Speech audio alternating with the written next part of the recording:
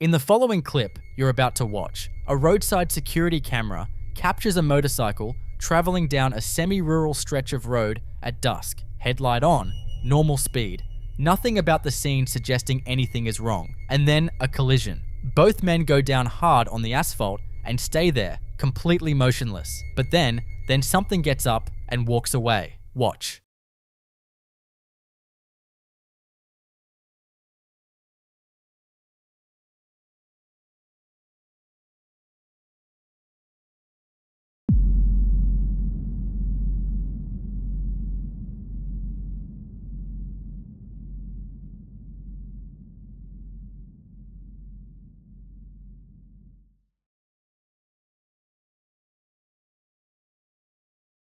There for a moment, and then simply gone, while both men remain on the ground where they fell. In paranormal research, this falls into one of the rarest and most debated categories of footage: the possible capture of a soul departing the body in the immediate aftermath of death, consciousness leaving in the only way it knows how. Still moving, still going somewhere, completely unaware that the body it belonged to is no longer getting up. The figure doesn't linger, doesn't look back, doesn't seem to register what just happened. It just walks, the way someone walks when they think they're still alive and still have somewhere to be. That detail is the one that's hardest to sit with, because it suggests that whatever left that body in those first moments had no idea it was leaving for good. So what do you think? Did that camera capture the last independent movement of someone who didn't know they had just taken their final ride? Or is there another explanation for what walked away from that crash?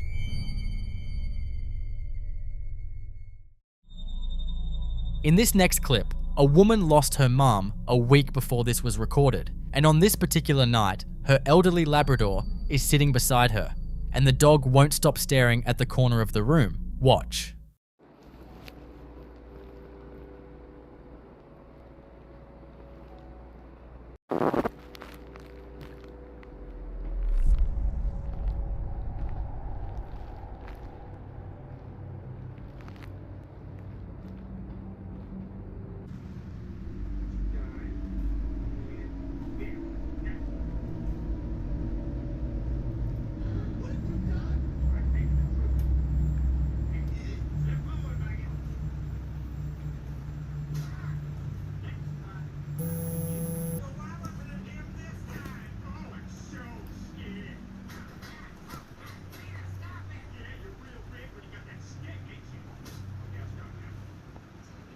The dog holds its gaze there for nearly the entire clip, head raised, alert, mouth opening periodically to lick the air, completely still in the focused, unwavering way that animals get when they've locked onto something their owner can't see or hear. It doesn't bark, doesn't move, doesn't look away. And the woman filming believes she knows exactly who her dog is looking at. In paranormal research, and honestly across most cultures that have ever documented grief and loss, the period immediately following a death is considered the window where contact is most likely. A soul still tethered enough to the people and places it loved to find its way back one last time before whatever comes next. Dogs occupy a unique position in that conversation because their sensory range operates so far outside human perception that what registers to them as a clear, locatable presence can be completely invisible and inaudible to the person lying right next to them. This dog isn't reacting to a sound from outside, isn't startled by movement. It's fixed on a specific point in that room with the calm, certain attention of an animal that has found something rather than one that's searching for it. A week after losing her mom, in a bedroom that probably still carries the particular weight that spaces hold after someone close is gone, her dog found something in the corner worth watching. So what do you think? Was her mum stopping by one last time? Or is there another explanation for what that dog spent the night looking at?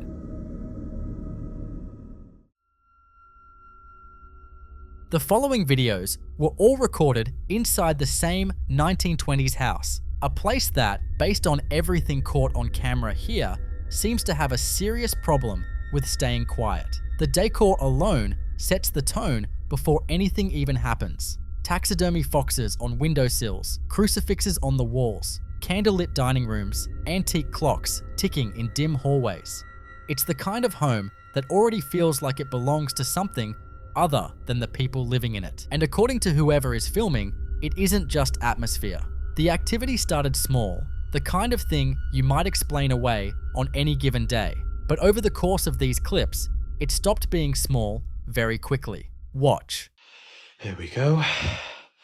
More knocking noises. What is going on?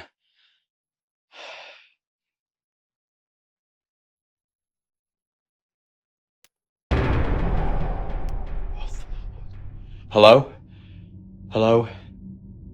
Who is here? Make yourself known. Go on. Where are you?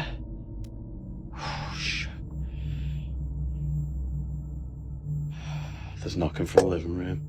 It's from the living room, that.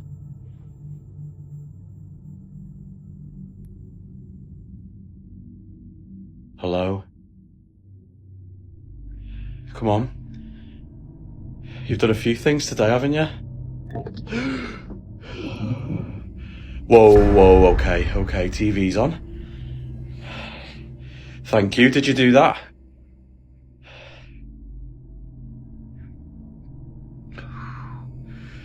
Okay, calm down.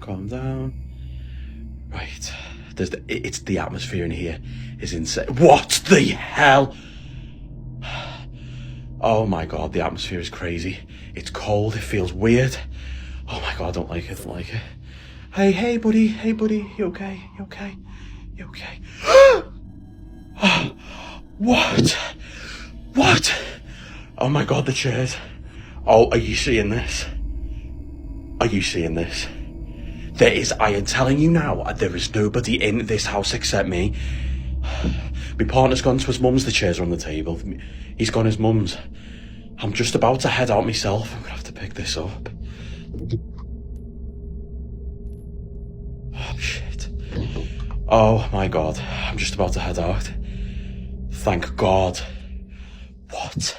In the middle of what looks like a routine walkthrough of the house during the day, the television in the living room switches on completely by itself, displaying its boot-up screen with no one anywhere near it. Moments later, the chandelier overhead flickers on, cuts out, then flickers again erratically. And when the camera makes it to the dining room, the reason for the walkthrough becomes obvious. One of the heavy, dark wood dining chairs is balanced on top of another, stacked seat to seat in a way that shouldn't be physically possible, while a third chair lies overturned on the floor entirely. These aren't lightweight objects.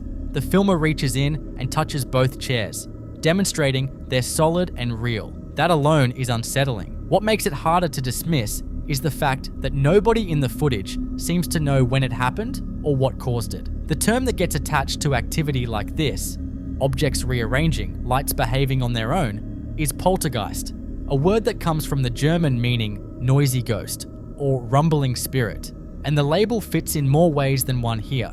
Poltergeist cases in the historical record tend to involve exactly this kind of physical disruption. Furniture moved, objects thrown or displaced, lights affected, the environment itself behaving as though something is interacting with it. That night, the house apparently wasn't finished.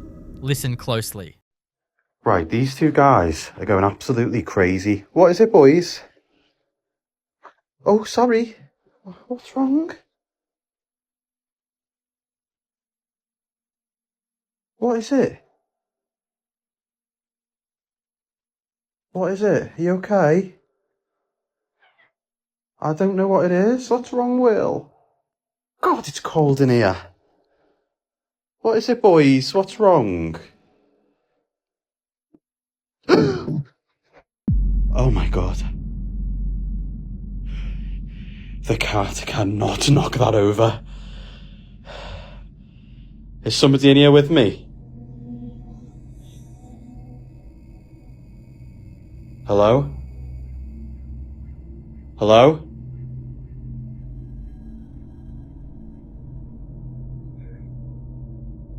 What the heck, Pumpkin? What's wrong? Oh Oh my god, it's so cold. Hey, Will.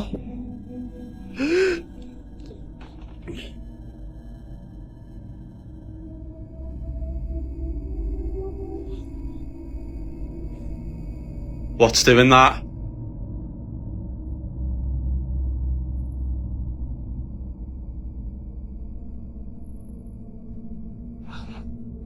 Whoa, are you seeing this? Boys, what is going on? These two are acting really weird as well. Why are you here?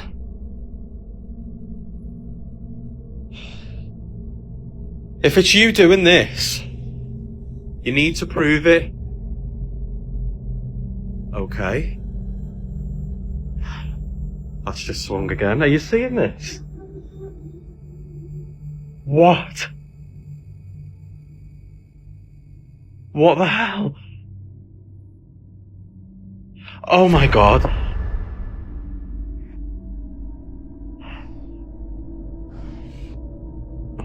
Come on, let's go. This house is insane. I cannot believe it. And for anybody who's even remotely skeptical at some of the things going on in here, I cannot make cats be actors. So you might have heard me say on videos a few times now, they all start acting strange before anything happens. And well, you're seeing that. They were mithering me and leading me into the dining room. Oh, another one's joined us. Can you sense something's going on, love? I know. Okay, whatever that means. I'll get to the bottom of it, my love. Jesus. All clear in here. A single bulb on the chandelier in the darkened dining room begins to flash and flicker wildly, strobing in the darkness with no one visible near any light switch. The man in the green robe appears in a mirror reflection shortly after, clearly reacting to what's been happening around him. His gestures expressive even if his exact words are difficult to make out, the kind of reaction that comes from someone who's been watching their own home behave strangely for too long. One of the orange cats sits on the stairs and meows into the quiet, which, given what follows in the next clip, starts to feel less like coincidence. Daytime didn't bring any calm. Watch. I'm just about to have my morning brew and these two are trying to get my attention again. What is it? Do you want, mate?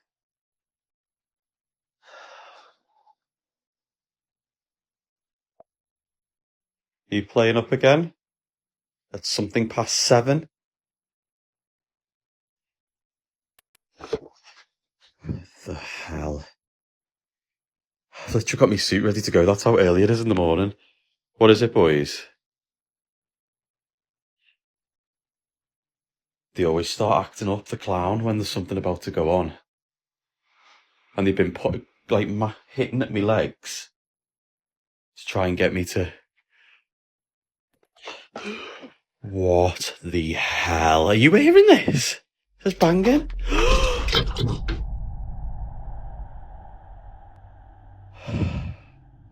I would appreciate it if whatever is going on in here, you stop trying to destroy my things. What do you want? You can see something. I know you can. You can, can't you? That's moving. Well, I think it got banged. What do you want? Give it a break. Boys, stop fighting. See, they don't do this. Something's upset them. What is it, boys? Come on.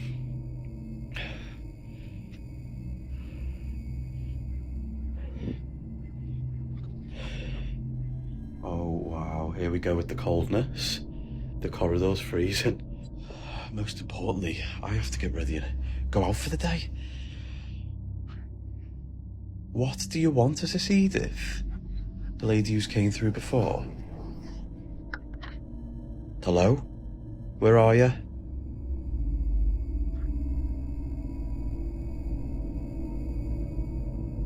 Hello? What do you want? Are you in here? Show yourself.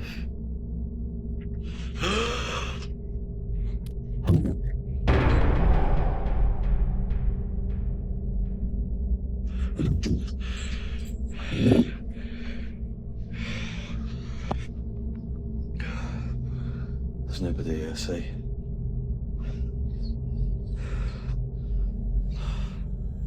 What on earth? After a slow tour through the same house in natural daylight, the camera documents something that raises the stakes considerably. The front door, which had reportedly been left locked, is now standing wide open, revealing the driveway and the cars outside. Nobody opened it. Nobody was near it. The 3-minute and 25-second gap between the last shot of the hallway and the discovery of the open door is marked by a time skip, leaving exactly what happened in between entirely unexplained. Skeptics would point out that an open door is one of the easiest things to stage, and that's a fair argument. But taken alongside everything else documented in this house, the stacked furniture, the flickering lights, the television turning itself on, the open door starts to feel less like a coincidence and more like a pattern. Something in this house appears to be interacting with its physical environment in a very deliberate way. And then the cats started acting up again. Right, guys, open the phone out. These have been meowing like crazy by the bedroom door, like crashing into it, trying to get my attention. What is it? What you want? Something going on? Hey? Hey? Come on. What's going on? What is it, guys?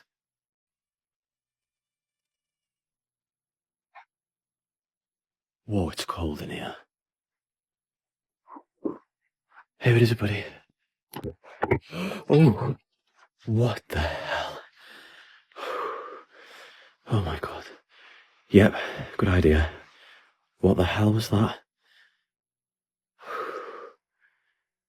Hello? Is anything in here? Hello? Show yourself. What? Are you doing this? Oh my god! There's like a wind. Oh my god, what is that? What is that? The room is so frigging cold as well.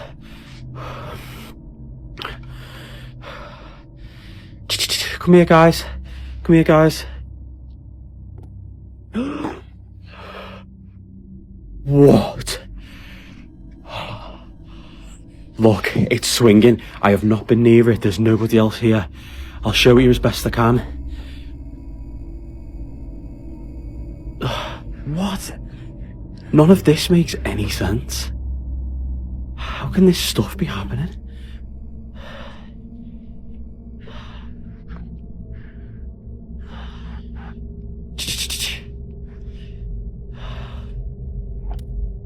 What?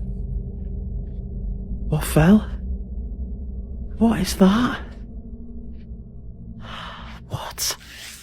During a daytime walkthrough, the two orange cats are heard and seen in obvious distress, meowing loudly and insistently, leading their owner through the hallway as though trying to get him to follow. He remarks that the living room is cold.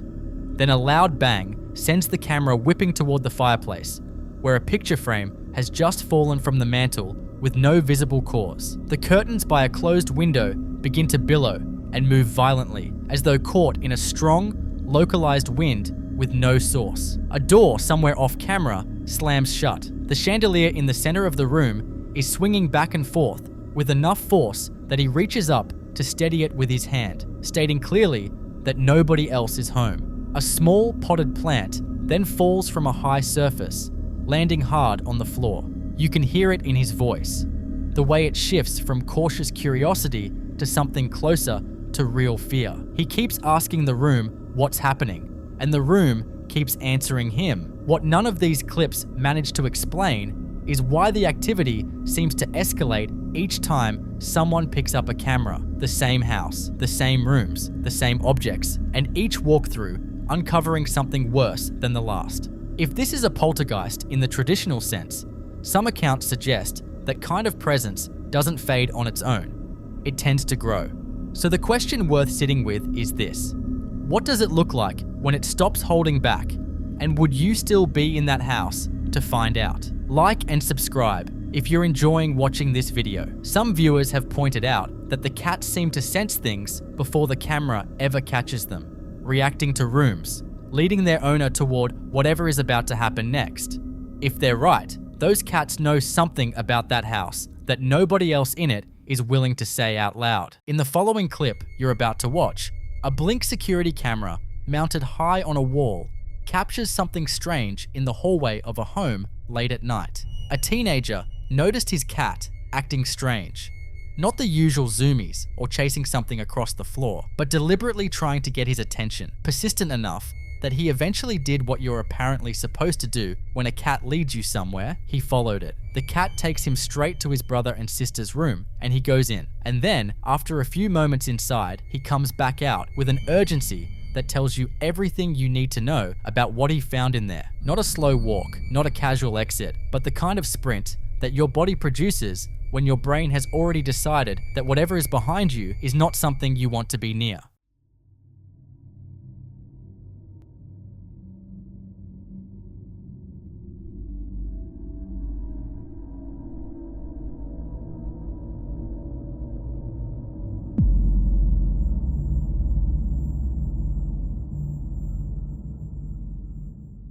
Now, the camera doesn't show us what he saw inside that room, and honestly, that might be worse, because what he said he saw was a 7-foot tall black figure standing in there, in his sibling's room, in a house where a cat apparently knew it was there before any person did. In paranormal research, animals consistently demonstrate awareness of presences that humans can't perceive, registering something in the electromagnetic or sensory range that we lost access to somewhere along the way. And a cat that leads someone directly to the room where an entity is standing isn't acting randomly, it's communicating. So what do you think? Was there something 7 feet tall waiting in that room? Or did the cat lead him somewhere? His imagination did the rest of the work.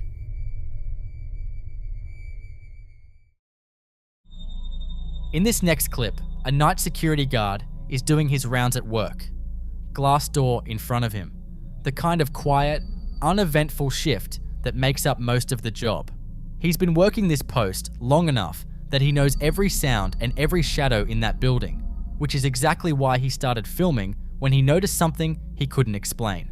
He flips the camera to the front-facing view, points it toward the glass door, and what he catches on the other side of that glass stops him cold. Watch. Es solo un video. El video.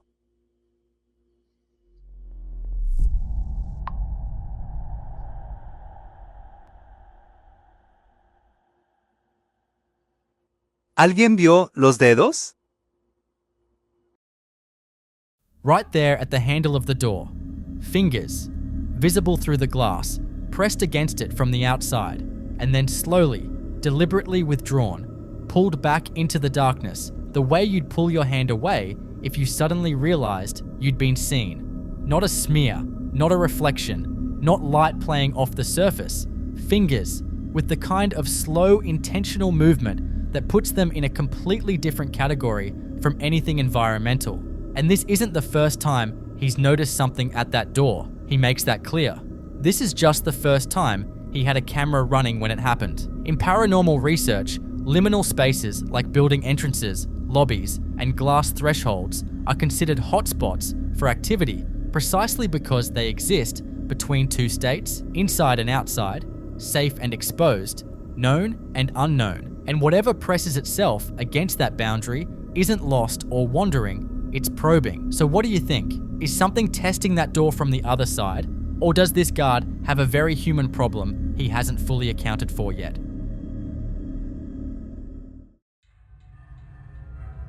In this next clip, a woman is home alone in her apartment during the day when her doorbell rings. Not once, but repeatedly, with no one on the other side. She's filming on her phone, walking slowly toward her front door, and you can already hear in the way she moves that this isn't her first time dealing with something like this. Her voice, cautious at first, calls out in French, asking if anyone's there. The hallway outside is completely empty. She checks the staircase. Nothing. Watch.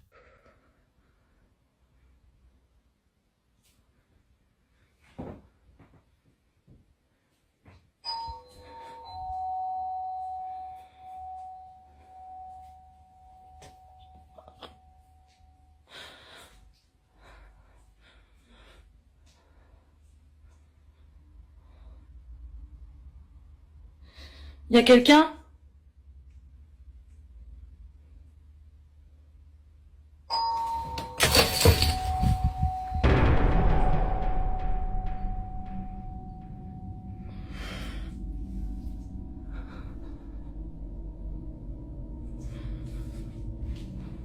Putain, ça va pas commencer comme ça tout le temps, j'en ai plein le cul. The doorbell rings 3 times across less than a minute, and each time she opens that door, there's no one there. Not in the hallway, not on the stairs, not anywhere she can see. By the second ring, she sounds exhausted, muttering in French that she's sick of this, that she can't keep going through it. That detail is telling. This isn't shock. It's someone who's been worn down by repetition. Then the third ring hits, and the camera jerks violently as she lets out a sharp, terrified scream. There's something about the third ring that breaks her completely, maybe because she'd already confirmed the space was empty, and it rang anyway. Some believe this kind of recurring, disembodied doorbell activity is consistent with what paranormal researchers call a poltergeist, an entity associated less with haunting a location and more with directing its energy toward a specific person, often escalating over time. Skeptics would say a faulty wireless doorbell could explain it. But a faulty doorbell doesn't explain why she sounds like someone who's been fighting this battle alone for a very long time. So what do you think she's actually dealing with?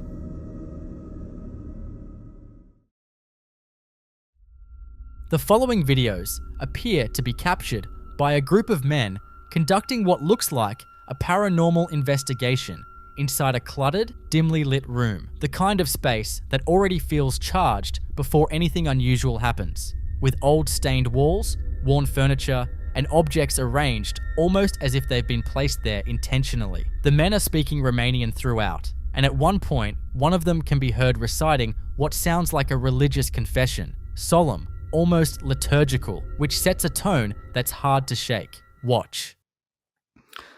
Mărturisesc că sunt vinovat focului de veci, viermilor neadormiți. Oi de mine!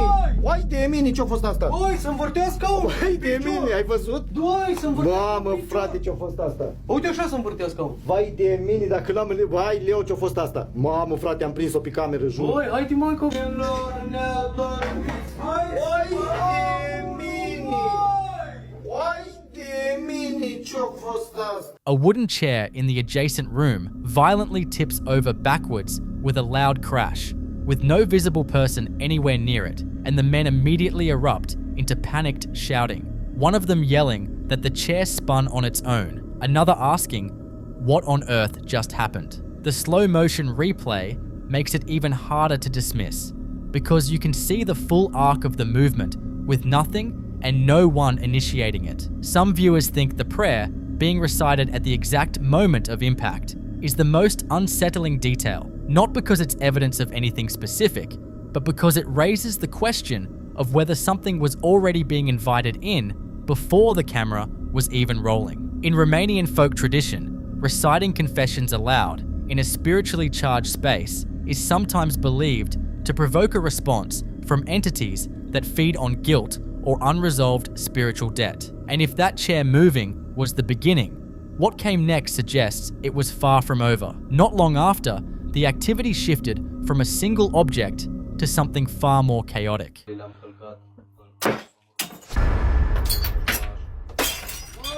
Băi, gata, gata, adă farfurile repede. Adă repede farfurile. Băi, în picior mi-o dat, măi. Adă repede, fac, gata, opriți tot. Uite, 2 căni o dat. Gata, opriți-vă. Opriți înregistrarea. Cu plăcere, da, da. Băi, băi, băi.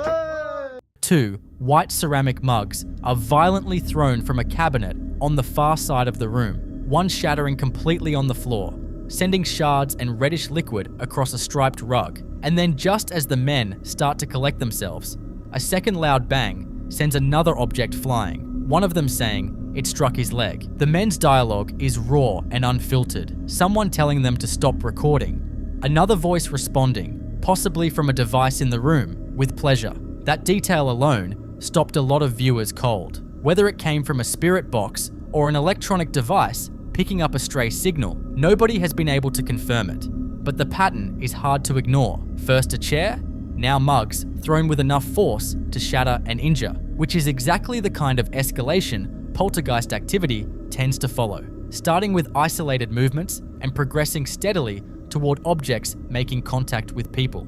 The men's reactions, the way they scramble, the way one of them just says, "Enough, stop everything," don't read as performance. They investigated anyway. Watch closely. Îndrăznind aler la milostivirea ta cu frică și cu cutremur. Cu cutremur, mă. Ia! Cât am greșit ție. Băi, fii atent. Cu cuvântul vorbim de zi. Tu ai de capul meu. Oprește cu Ia, că-o căzut tot. Ia, că-o căzut tot bastoanele, o căzut tot, băi, omule, băi.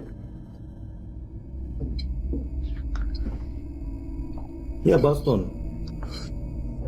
Ia bastonul din smântână, de unde? Că nu mai este niciun baston, nimic. Gata e. E gata e. Ia vezi că și pune poate.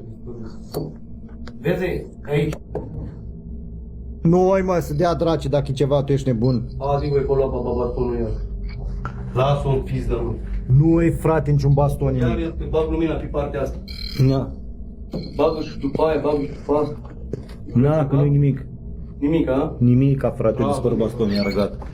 Și de desubt acolo? Nimic. Nici acolo nimic. Uite păpușa asta deșurată. Și eu preotul. Bă, uitați-o cu dulapul cum se mișcă singur, mă, frate, tu ești nebun. Ah! Unde-s, măi? Că nu-i niciun baston. Uite. Uite ce țăpă ăsta, uite. Niciun baston, nimic. Uite. Uite. Uite. Uite, cade bila jos, acum. Uite dulap, care se mișcă singur, uite, nu-i legat cu nimic, uite. Uite. Voi sunteți nebuni, băi? Băi, noi când v-am zis că... Băi, nu mai există, gata, încăpere. Nu mai există încăpere, ca să știți. Noi suntem numărul 1, suntem. Hai de mine, ce-a fost asta? Ce-a fost asta? E jale, mâncați așa. Stay calm. Stay calm. Stay calm. Calm down. Odată cu ce-o dat. Hai, au reușit, stați calmi. Gata, a terminat-o, hai. Stai calm. Adă bastonul ca înapoi. Trebuie să fac carte aici, sunt portal, îmi trebuie. Portalul îmi trebuie. E sub dulap baston. Objects on a small wooden cabinet begin vibrating and sliding on their own before two walking canes propped against the wall are forcefully thrown to the floor. Then the entire cabinet jolts and shakes as if grabbed from beneath, and a sharp, unexplained bang erupts from somewhere off camera, sending the men stumbling backward. One of them mentions closing a portal, which suggests they weren't just observing, but had been actively attempting some form of spiritual communication beforehand. And if something had been deliberately summoned, the escalating violence of these responses starts to feel less like random activity and more like something reacting with increasing irritation. The missing cane is arguably the strangest detail. Investigators can only account for one of the two that fell, and despite searching the area thoroughly, the second one never turns up on camera. A quiet footnote that somehow lands harder than the chaos around it. So what do you think? Was this group of men simply documenting a haunted space, or did they walk into that room and wake something up that had no interest in being observed?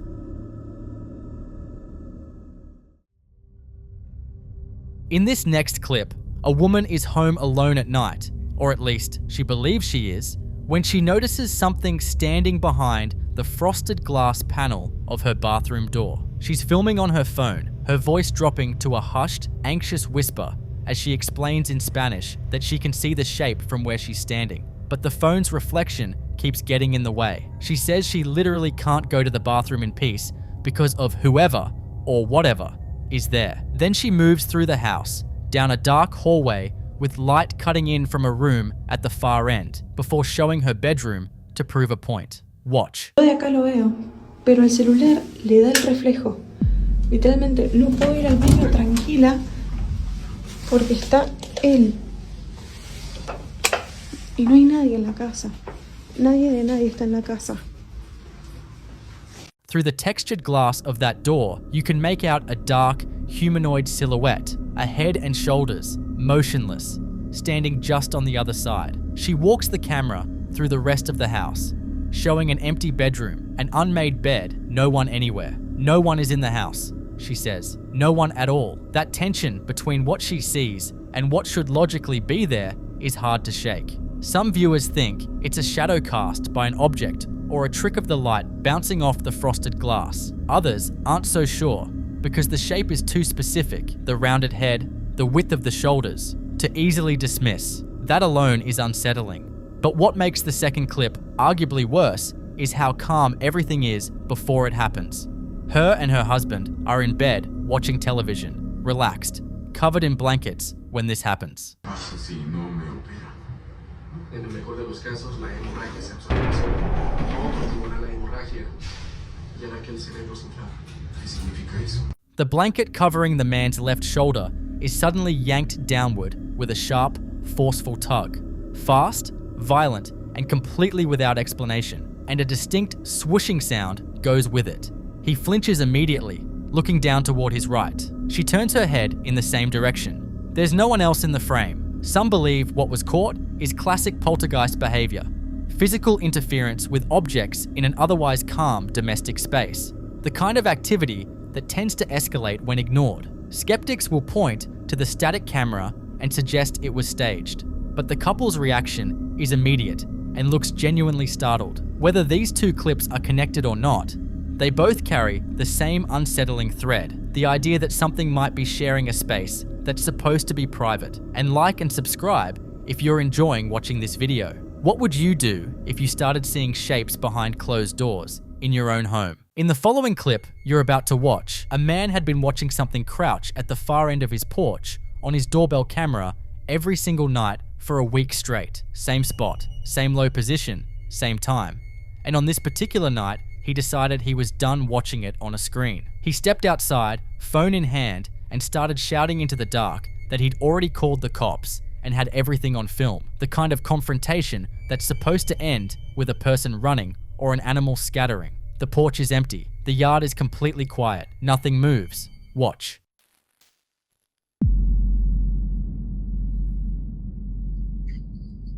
I've seen this person outside my house every night this week on the doorbell camera.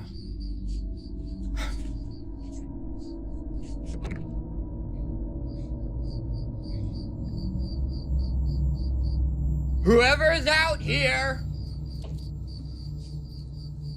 I called the cops, and I have you on film.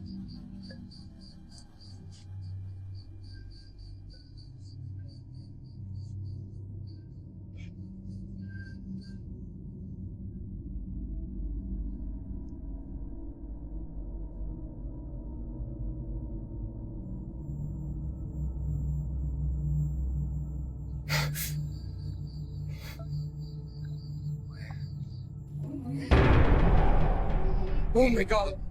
Oh my god! As he turns back toward the house, something is looking out at him through the slats of the blinds. A woman with long dark hair, a yellow top, and eyes that are completely white. No iris, no pupil, just blank. With her mouth slightly open in something that sits just wrong enough to not be called a smile. Then the blind snaps shut. And if you go back and watch the first pass along that window, there's nothing visible through the slats at all, which means whatever was standing inside that room either wasn't there yet or didn't want to be seen until he turned around. In paranormal research, entities that position themselves at windows and doorways are considered threshold presences, beings that operate specifically at the boundary between inside and outside, observed and unobserved. And the white eyes reported across multiple cultural traditions are consistently associated with something that isn't fully human in its current form. A vessel, an apparition, or something wearing a shape it borrowed rather than grew into. The detail that lingers most is the week of crouching at the end of the porch, because whatever was out there every night wasn't lost or wandering, it was watching, and it had been doing it long enough to learn his schedule. So what do you think? Was something waiting outside that house all week for him to finally come out, or had it already been inside the entire time?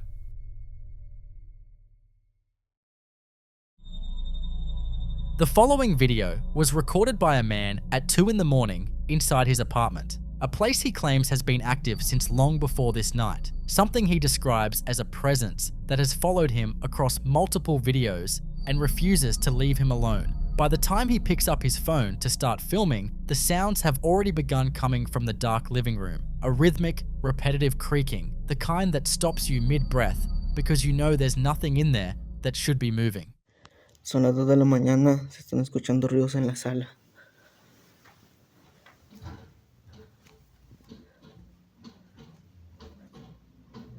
Están moviendo la silla, raza. La madre. Escucho algo acá, raza.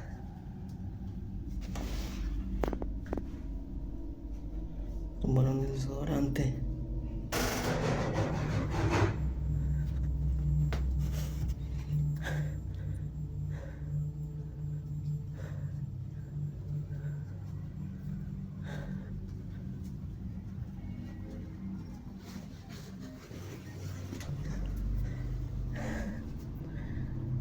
¿Qué estará pasando, banda?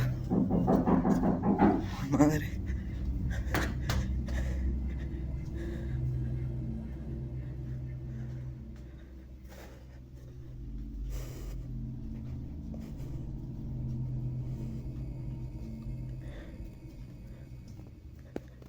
Some viewers think the sheer volume and variety of sounds in such a short window points towards something staged, and that's a fair argument to make. But others point out that poltergeist-type activity, a term rooted in German folklore meaning noisy ghost, traditionally associated with volatile, object-moving disturbances rather than quiet apparitions, often presents in exactly this pattern, escalating, chaotic, spread across multiple locations in the same space, and almost impossible to predict or document clearly. It didn't stop there. An hour later, he's back in the same bedroom, woken from sleep this time, and whatever he'd been dealing with at 2 a.m. had apparently not finished. Listen closely. Raza, son las 3 de la mañana, se siguen escuchando muchos ruidos allá afuera. Quieren abrir la puerta, raza. ¿Qué está pasando? Ay, Dios mío. A violent crash erupts from the dark room adjacent to the bedroom, something heavy hitting the floor with enough force to send him scrambling for the door, gasping, fumbling with the handle, unable even to look back at what caused it. The sounds in the first clip were loud and frightening, but this one lands differently because he was asleep when it started, which means whatever is happening in that apartment isn't waiting for him to be watching anymore. Some who've followed cases like this believe that shift from activity that occurs while the witness is awake and filming to activity that interrupts sleep signals a deeper level of presence, something less like background noise and more like deliberate intrusion. Skeptics will argue it's a neighbor, a settling building, anything that doesn't require a paranormal explanation. But if you've watched both clips back to back, you already know what question is sitting at the back of your mind. And if you're enjoying watching this video, like and subscribe. At 3 in the morning, alone in that apartment, what would you actually do?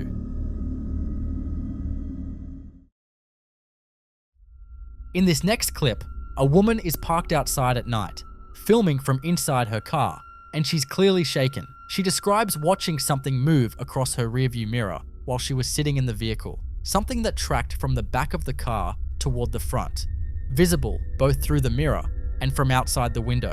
According to her, every time she looked away, she'd lose it. But when she looked back, it was closer. Look closely at her side mirror. You'll see what looks like 3 shadow beings. I understand this is probably gonna sound insane or look like a blur to you, but I was crying. I watched this thing move across in my rearview mirror when I was driving back of my car to the front. I could see it from outside and in the mirror. I got out of my car, like staring at me, but if I looked away, I couldn't find it until it was closer.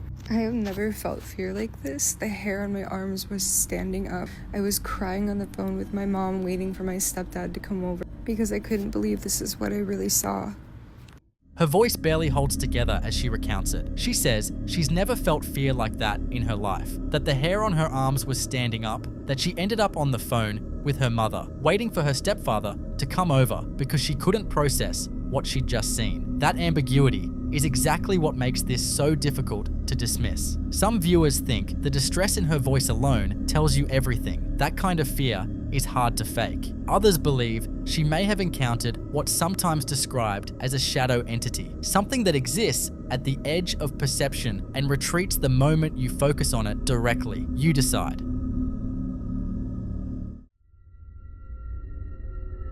In this next clip, a man has been dealing with a relentless and escalating pattern inside his apartment, specifically centered around the doors, and not as a one-off event that could be brushed off and forgotten, but a sustained, ongoing situation that has pushed him to the point of grabbing his phone every time it starts. The first piece of footage is barely 8 seconds, but it's the sound that stops you cold. Watch.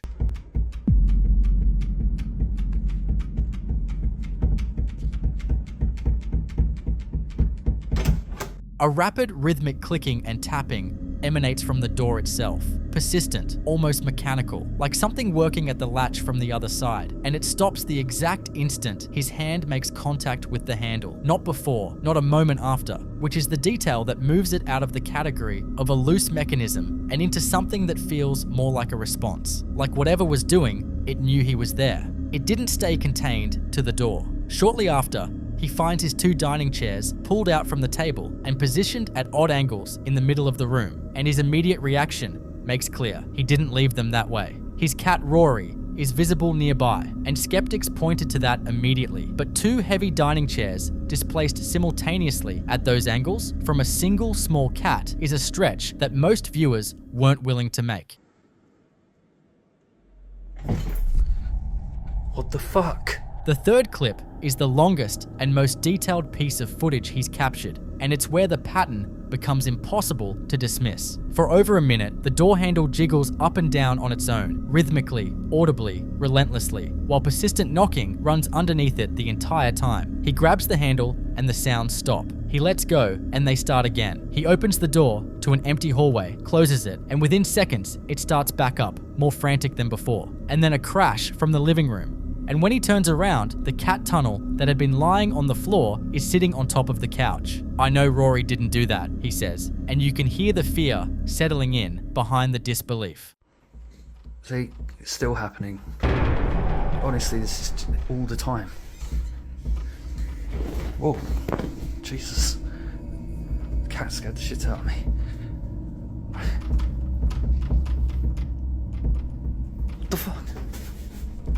Rory, you were really scaring the shit out of me.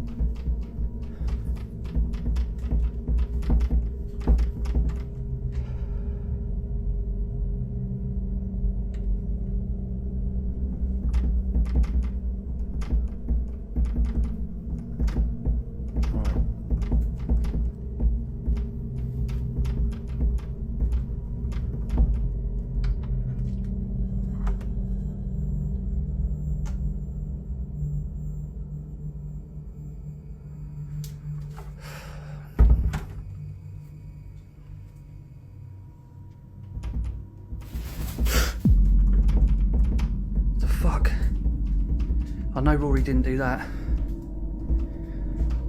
What the fuck fuck is going on? What the fuck happened, Rory?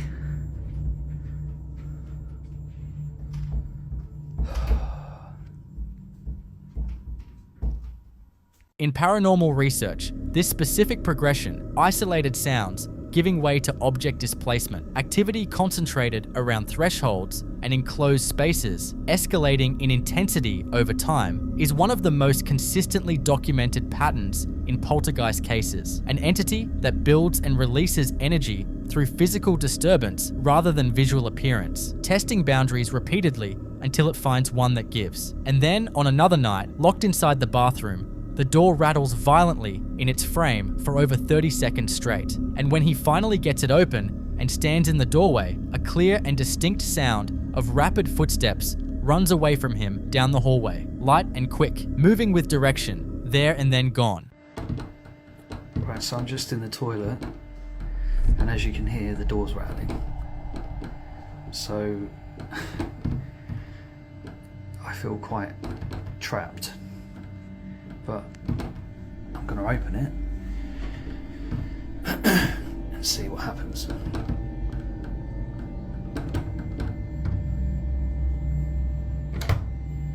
It would help if I actually unlocked the door, wouldn't it?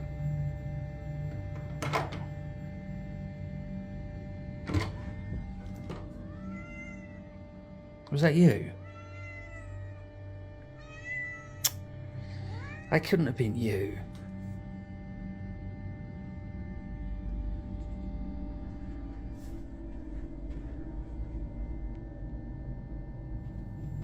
Oh, fuck off. That last detail is what changes everything, because a rattling door can be argued away, but footsteps running down an empty corridor have a specificity that's very hard to square with any environmental explanation. Whatever is in that apartment isn't just making noise anymore, it's moving through the space. It knows the layout, and it's been there long enough to stop being startled by him. So what do you think? Is this an intelligent presence, methodically testing every threshold in that apartment, or something residual and restless locked into the architecture of that specific space, unable to stop doing what it's always done?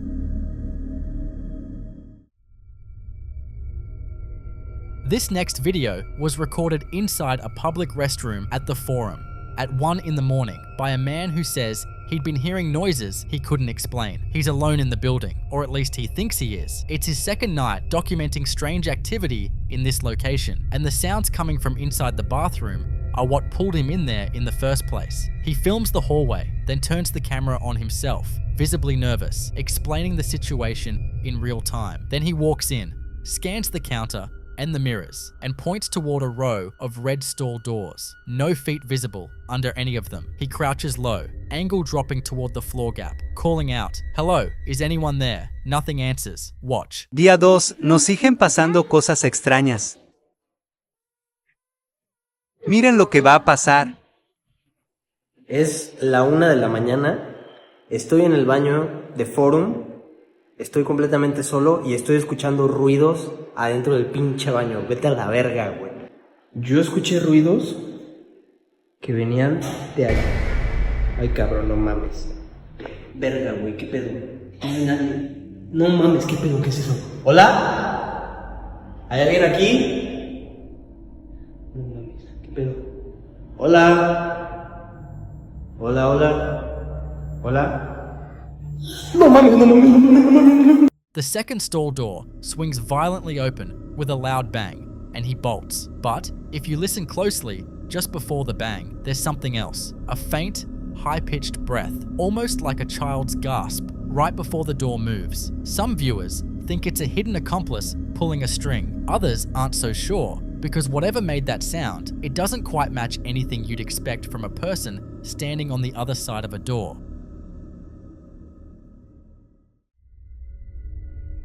This next video was recorded inside what appears to be a school.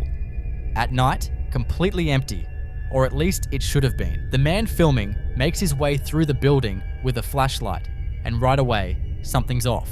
Inside a bathroom, he's barely started recording when a wooden door swings open on its own, slowly, with a long, drawn-out creak, and stops. He chuckles, almost nervous, and keeps moving.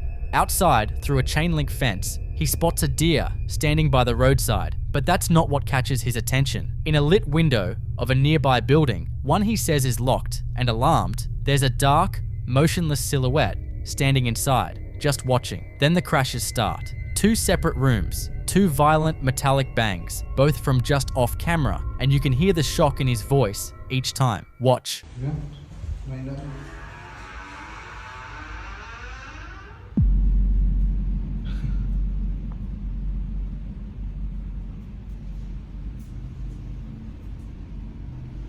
Esa puerta también. ¿Vieron? Dicen que mis videos son actuados, pero están viendo, no hay nadie.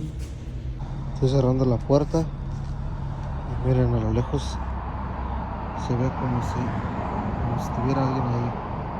¿Alcanzan a ver? El venado no, lo otro, ahí está. Y ahí ya no se supone que ya no hay nadie, vean. Ahí está alguien. Ya no hay nadie, ya puse la alarma y todo y vamos para que vean. Y miren, vengo a cerrar y ya me voy.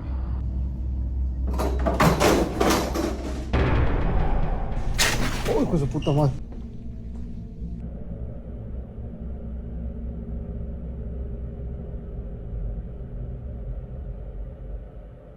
What gets people most isn't the door or even the sounds. It's that final shot. The security camera footage left running in the hallway. At the far left end, a tall, thin, dark figure slowly peers around the corner, holds there for a second or two, then pulls back out of sight. Some viewers think it's a shadow person, a term used online and in paranormal communities to describe dark, humanoid shapes that appear briefly and seem aware they're being watched. Others aren't convinced it's anything more than a person who shouldn't be there. But if that's the case, where did they go? You decide. In the following clip you're about to watch, a man was in the middle of editing a video late at night when he got up for a break and noticed something in the reflection of his white French door, the glass acting like a dark mirror against the night outside. And sitting in the corner of his sofa in that reflection is a dense, dark mass with no shape, no detail, just a shadow that has no business being there. He pans to the actual sofa, empty. He pans back to the reflection, still there. Estaba editando un video y decidí levantarme para cenar algo, pero quiero que vean algo.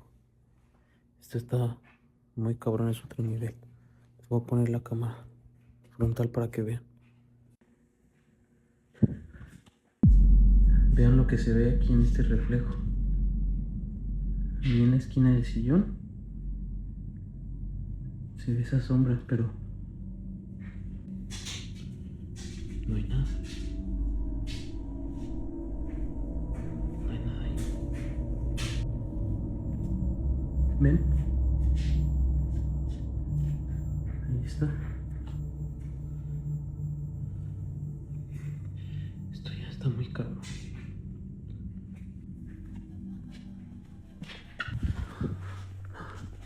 No mames. Estaba atrás de mí. ¿Quién eres? ¿Qué quieres?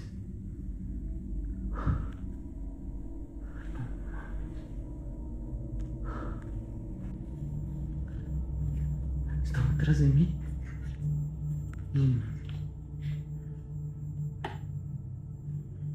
Está aquí afuera.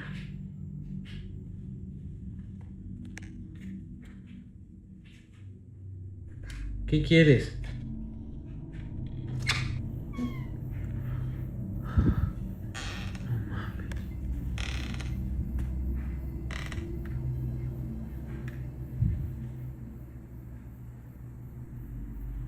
¿Quién eres? ¿Dónde estás?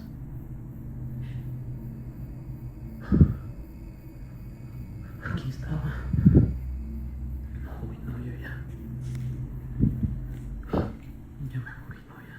What makes this one land harder than most isn't just the shadow on the sofa, it's what replaces it. Around the 1 minute mark, the shadow is gone, and in its place, visible only in the reflection, a tall, thin figure is now standing directly behind him, not across the room anymore, right behind him, while he's holding the camera, completely unaware of how much the situation has changed since he started filming. In paranormal research, shadow figures that appear specifically in reflective surfaces, glass, mirrors, dark windows are considered a distinct category from standard apparitions, entities that exist at the boundary between spaces rather than fully within either one, using the reflective threshold the same way a two-way mirror works, able to observe without being directly seen. The behavior here is the detail that unsettles people most, the way it closes the distance between the first reflection check and the second, as if it was watching him figure out it was there and decided to move while his attention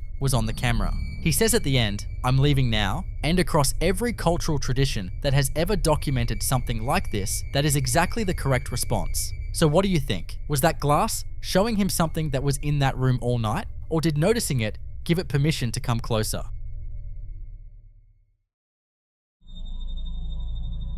In this next clip, a man is filming alone at night, or at least he thinks he's alone, after hearing what sounds like a faucet turning on by itself somewhere inside the house. Armed with his phone, he makes his way down a short set of stairs toward a closed white door, his breathing already unsteady before he's even opened it. When he swings the door open into the dark bathroom and switches on the light, he finds the bathtub faucet running at full pressure, water pouring in with nobody around. "There's nobody here," he says in Spanish, and then, in the mirror, he sees something that changes that entirely.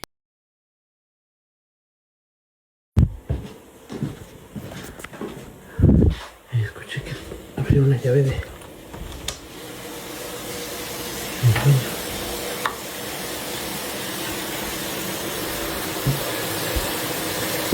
No entiendo por qué. Está bien.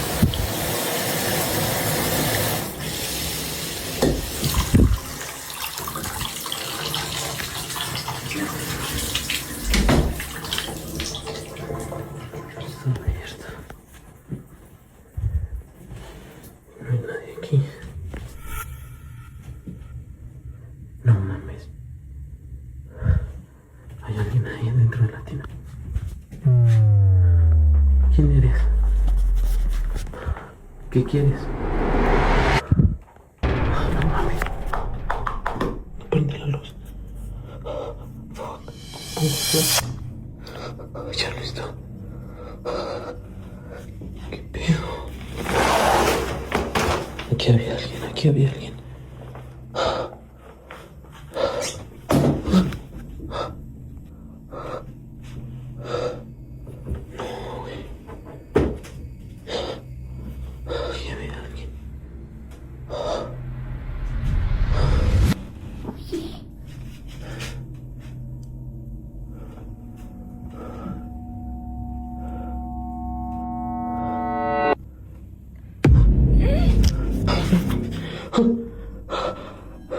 Otra vez me tocó, no, ya me voy.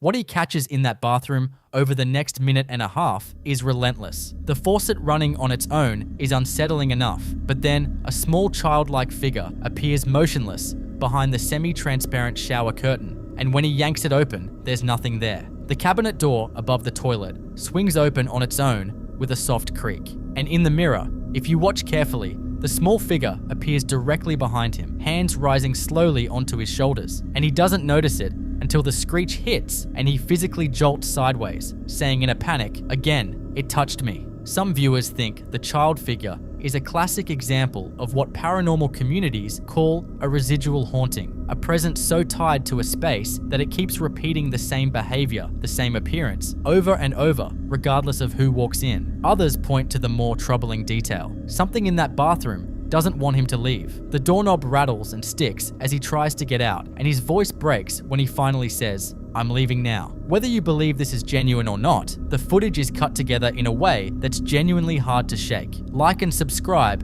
if you're enjoying watching this video. What exactly was standing behind that shower curtain, and why did it keep coming back after he'd already checked?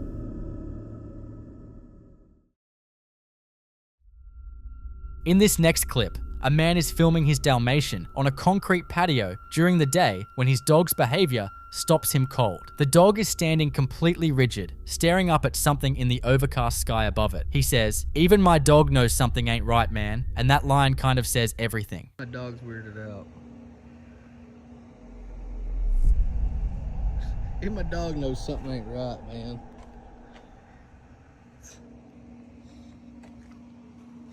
You okay?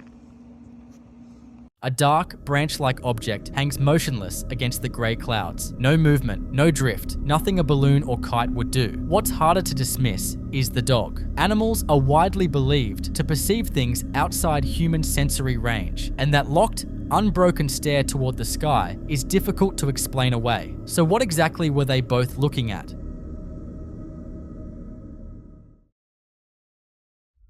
This next clip was filmed at nighttime outside what appears to be a residential building, somewhere near a narrow alleyway marked with the number 77 on the wall. A young boy is out there with whoever is holding the camera, and from the very beginning, the boy's attention keeps drifting toward a black metal gate at the end of the alley, like something on the other side is pulling it there. He walks over to the corner, peers through the bars, points into the darkness, then walks back. Then he does it again. No explanation, no reaction from anyone around him. Just a child, alone with a blonde doll on a tiled ledge, drawn over and over toward whatever is down that alley. No hay nada, papá.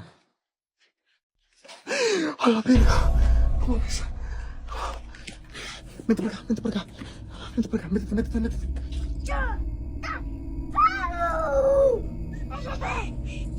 Papi, no juegues tan brusco con las muñecas, papi. Ahí está el guante y Scary Movie también. Los caminos de la vida.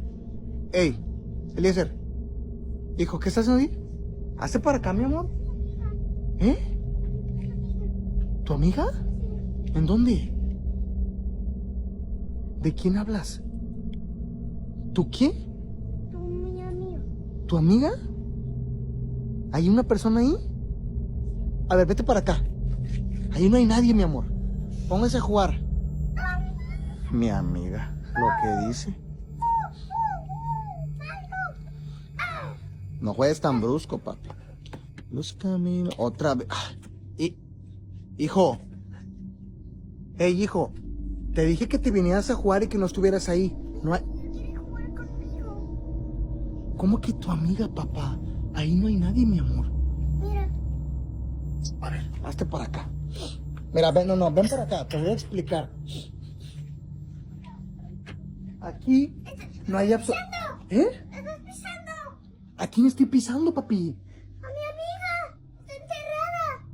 ¿Enterrada en dónde? Allí. ¿Aquí donde estoy yo?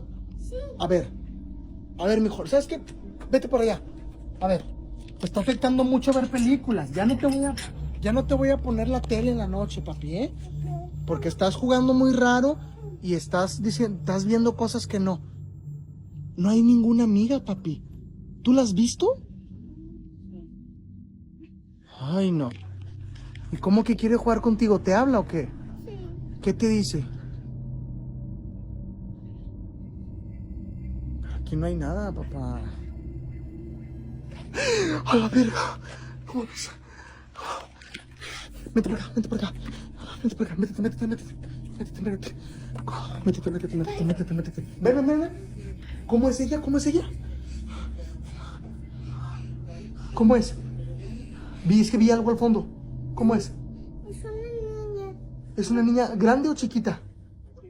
Grande. That tall, robed figure, standing completely motionless at the far end of the alley. It doesn't move, doesn't react, and when the camera checks back at the 2-minute mark, it's still there in the exact same spot. Some viewers immediately pointed to La Llorona or similar cloaked spirit figures from Latin American folklore, entities said to linger near children in darkness. Others think this is staged. But what's harder to dismiss is the boy himself. His expression when he turns back toward the camera is serious, almost troubled, like he genuinely knows something is there, and he called it his friend. So what was he actually looking at?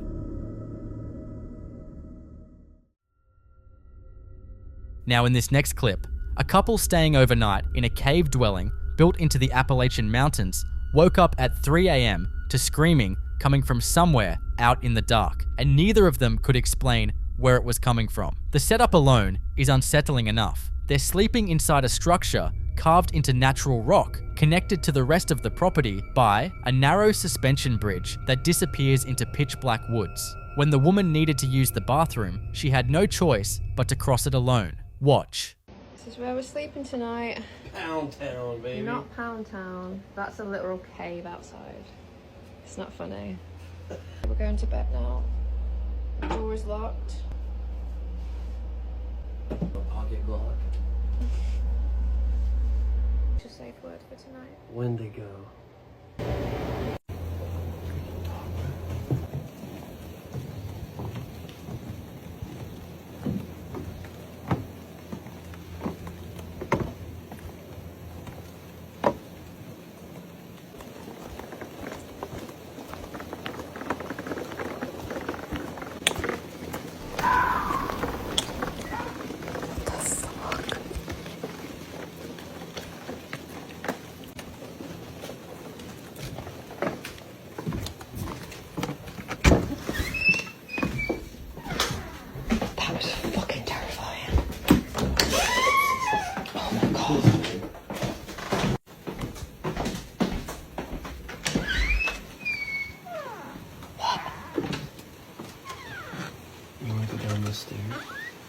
Do I want to go down those stairs? Okay.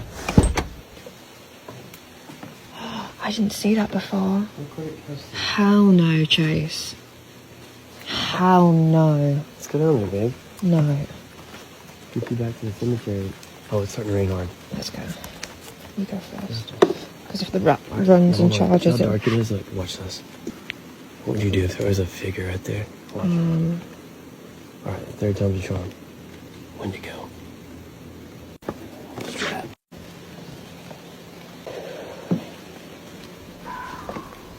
What just heard something? It's probably a rat. Probably just Skinwalker.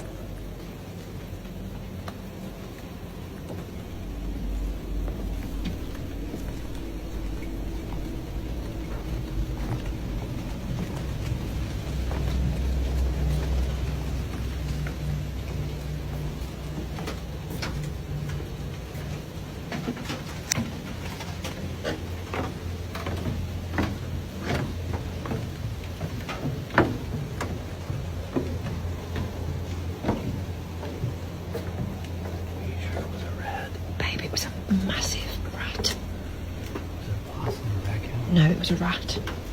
You know it was a rat. I know it was a rat. I know what a rat looks like. Good night. What you're watching is her making that crossing at 3 in the morning, the surrounding darkness swallowing everything beyond the flashlight beam, while her boyfriend waits on the other side shirtless, holding a handgun and a flashlight, clearly not treating whatever they heard as nothing. The Appalachians have a long history of unexplained sounds, with locals and hikers reporting screams, howls, and voices that don't match any known wildlife. Some believe it's simply a fox or a mountain lion. Others aren't so sure. Whatever made those sounds that night, they never did get it on camera.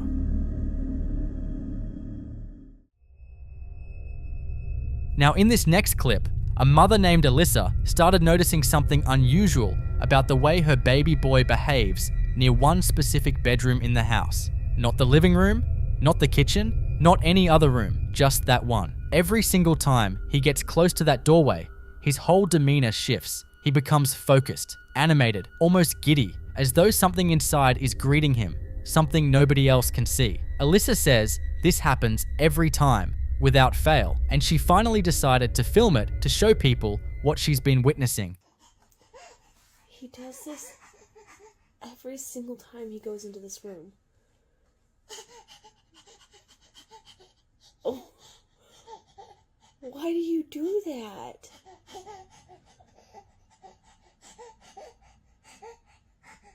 It's only that room.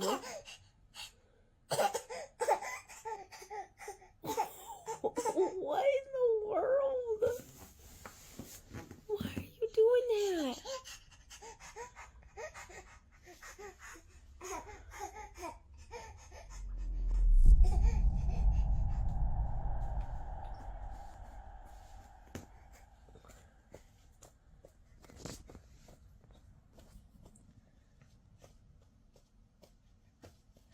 The baby sits right at the threshold, looking into that empty room, then turns back toward the camera with a huge smile and excited little sounds, back and forth, like he's taking turns with someone. Many believe young children, especially babies, can perceive things adults simply can't. Some call it innocence, as a kind of spiritual antenna. Others think it could be a familiar presence, a loved one who passed, drawn to the child. You decide. What exactly is he seeing in there? In the following clip you're about to watch, a man who lives alone in a house built in the 1940s has been hearing children laughing and playing in his basement for long enough that it's become a pattern he can no longer rationalize away. And on this particular day, he decides he's done ignoring it. He walks to the basement door, reaches for the old brass doorknob, and calls down the stairs in a firm voice, telling whatever's down there to knock it off. And that's when the footsteps start. Fast, deliberate, coming up the stairs toward the door with no visible body attached to them. So he slams it shut. Then this happens.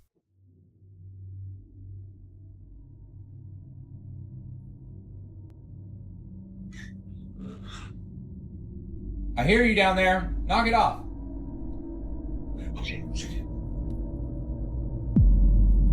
Stop! Stop it!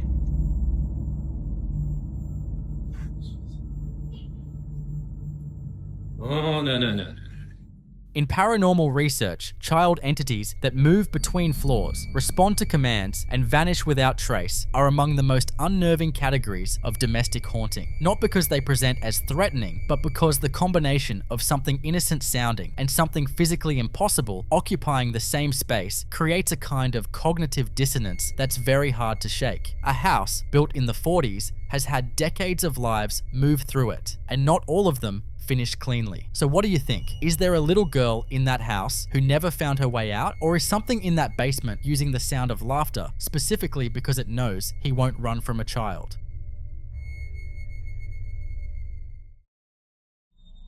In this next clip, a man is completely alone in his house late at night when something in his basement starts to disturb his peace. For context, whatever that thing is has been keeping him up for days. He says it started as a faint sound, the kind you convince yourself is the house settling or a neighbor's TV bleeding through the walls. But it kept coming back, night after night, and it kept getting louder. He describes it as crying, like a baby wailing, sometimes accompanied by what sounds like someone humming to calm that baby down. To make that stranger, he lives by himself. There's no baby, there's no one else. So he does what a lot of people in his situation probably shouldn't do. He grabs his camera, turns off the lights, and goes to investigate. If you listen carefully, once the clip starts, you'll hear exactly what he's been describing before he even has to explain it. The bells he's hung on the basement door are a detail worth paying attention to too, a folk practice used in some traditions to alert against spirits passing through. Watch.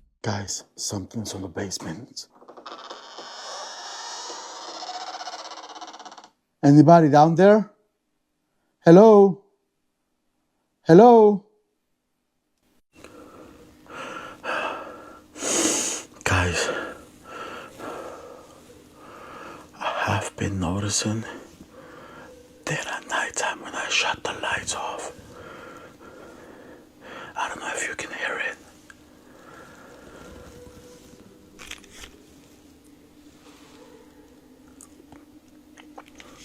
But there has been some crying and somebody humming like calming a baby down. And I live by myself. There's literally nobody here in my house. And I've been noticing that there's been a lot of crying. Lots of crying. Can you guys hear it? I wonder where it's coming from and I'm just curious. Let's check it out. In the name of the Father, Son, and the Holy Spirit, I command the demons to leave my house immediately. Immediately. I command the demons to leave my house immediately.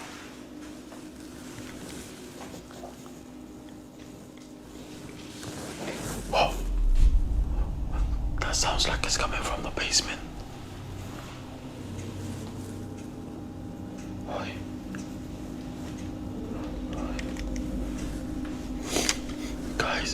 like it's coming from the basement.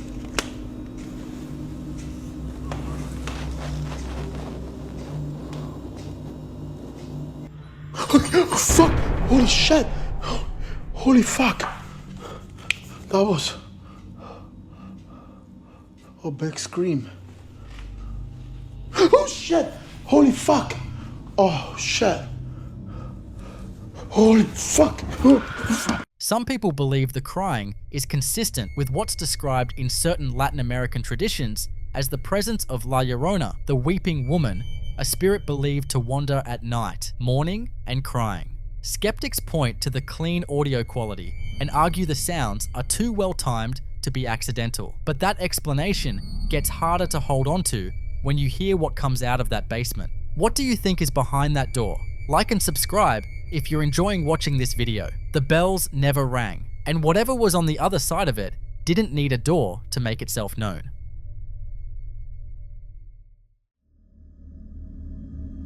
In this next clip, a static security camera captured what appears to be an entirely ordinary living room. A couch draped with blankets, a leather recliner, a small Christmas tree in the corner. A completely still, empty scene with nobody inside. The footage is time-stamped January 10th of 2026, and for nearly 30 full seconds, not a single thing moves. Nothing shifts, nothing falls. But the audio is a different story entirely. Listen closely.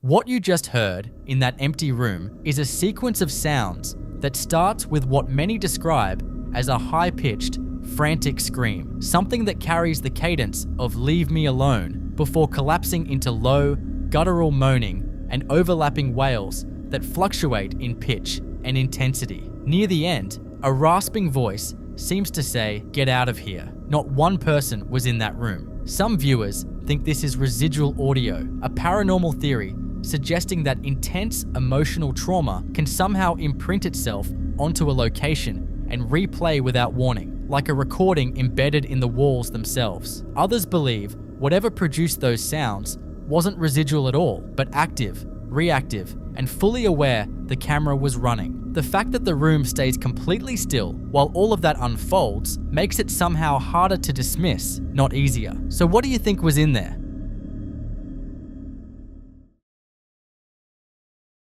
In the following clip you're about to watch, a man is standing in a dark hallway late at night, looking into his unlit kitchen, and through the faint glow coming through the window, he can just make out a silhouette moving in there, the steady rhythmic sound of a knife on a cutting board filling the silence. He assumes it's his girlfriend, calls out to her casually, asking what she's doing, cooking in the dark. Watch.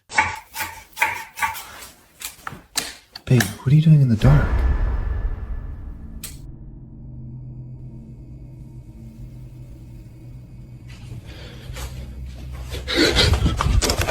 The moment the lights come on, the kitchen is completely empty. No one at the counter, no one anywhere in the room, nothing on the cutting board, no explanation for the sound that was filling that space just seconds ago. He switches the lights back off, and she's there again, same spot, same motion, as if the light itself is what she can't exist inside. That specific detail, a presence that appears in darkness and vanishes under light, is one of the more consistently reported phenomena in residual haunting cases, where an energy imprint tied to a location replays the same actions in the same space on its own loop, completely indifferent to whoever is watching. In paranormal research, kitchens are considered particularly susceptible to this kind of residual activity, given the repetitive, emotionally charged nature of the tasks performed in them over years and decades. The same motions, the same sounds, worn so deeply into the fabric of a space that they outlast the person who made them. So what do you think? Is this a loop playing out from someone who used to live in that kitchen, or something that was never quite human to begin with?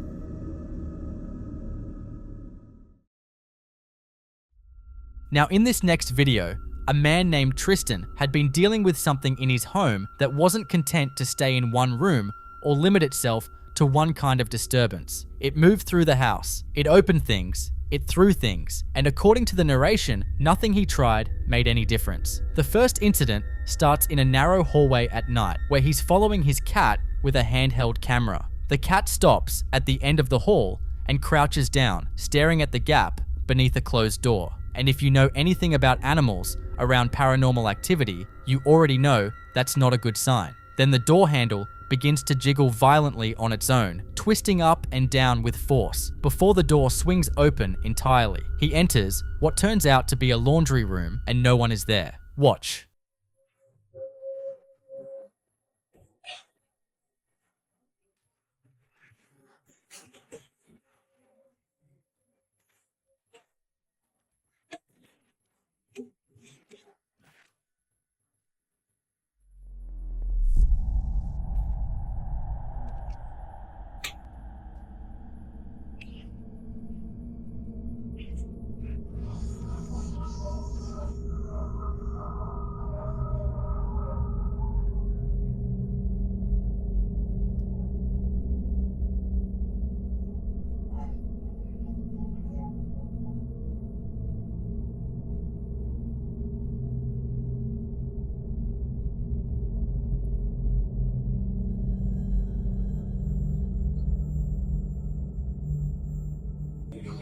Bah là, je suis en train de me battre pour mettre les diagrammes et tous les chiffres passés. Il faut que mon sommeil puisse partir dans les rondelles de courant. Je me sers de morceaux de métal empilés pour y arriver.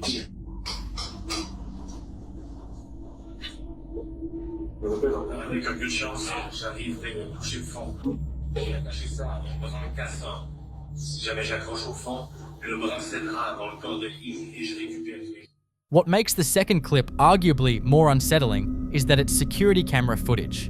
Static, ambient, no added sound design. Tristan, in a grey hoodie, walks toward a hallway entrance on the far right of the frame when a faint, semi-transparent figure, child-sized, hovering in the doorway, becomes visible for a few seconds before simply disappearing. Then, a wicker basket launches out of that same hallway with enough force to hit the wall. Many viewers watching this reached for the poltergeist label immediately, and it's easy to see why. Poltergeist activity in paranormal research tends to follow a specific pattern, escalating physical disturbances, objects thrown rather than simply moved, and an energy that seems almost deliberate rather than residual. Skeptics argue the basket could have been rigged, but the apparition appearing just before, it is harder to dismiss that easily. If you've been following cases like this, the child-shaped figure is what the comments couldn't let go of. So what exactly was standing in that doorway, and where did it go?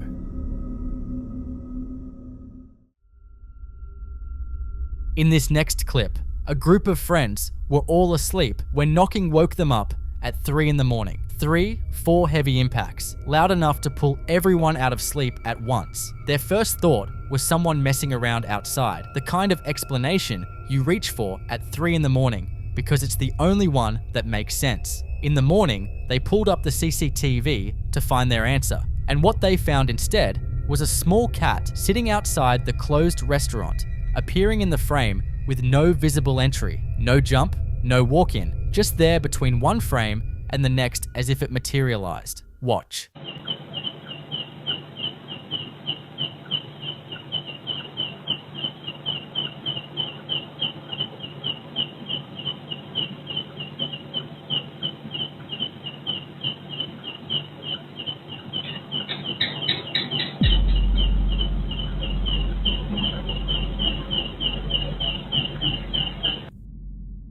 But here's what the poster wants you to pay attention to. Listen carefully for the moment the cat leaves, because not long after it disappears from the frame, the knocking starts again. The cat and the knocking are connected in a way that doesn't have a clean explanation, and the poster notes this isn't an isolated incident, that there has been a presence calling out around this location repeatedly, often enough that they're no longer surprised by it, just unsettled. In many Southeast Asian traditions, cats, particularly ones that appear and disappear without obvious explanation, are believed to carry spiritual significance, sometimes acting as vessels for wandering entities or as indicators of a presence nearby that the human eye can't directly perceive. 3 knocks at 3 in the morning is a combination that carries weight across multiple traditions, widely associated with a deliberate spiritual provocation. So what do you think? Was that cat carrying something with it, or was it simply drawn to the same spot that something else had already claimed?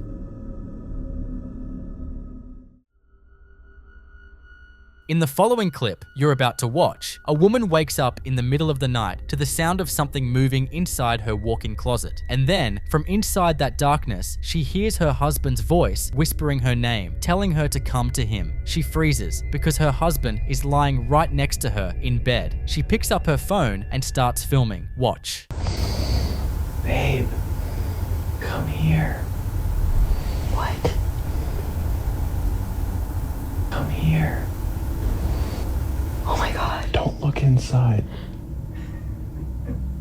But the detail from the caption is what reframes everything. She notes that her husband seemed almost calm when he heard the voice. Not startled, not confused, almost as if this wasn't the first time. And she hasn't been able to stop sitting with one specific thought since. What if that voice in the closet really was her husband, trying not to alert whoever was lying next to her? In paranormal research, entities that mimic the voices of loved ones to lure people toward isolated spaces are considered among the most deliberately predatory forms of manifestation, patient, calculated, and deeply aware of exactly which voice will make you move without thinking. So what do you think? Was something occupying that bed, or was something in that closet that already knew her husband's voice well enough to use it?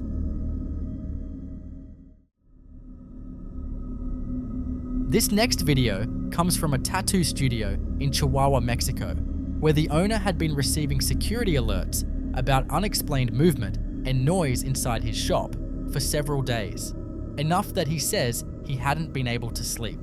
On the night of May 3rd of 2020, he returns to the studio after hours, phone in hand, to show viewers what's been happening. Inside, the room is lined with horror masks, a porcelain doll, and posters. And sitting flat in the middle of the wooden floor is a book titled El Diablo Me Obligó, The Devil Made Me Do It. He jokes about the ghost's creativity in choosing that particular title, then notices the room feels strangely cool despite it being a hot night outside in Chihuahua. He decides to go quiet so the security camera can record.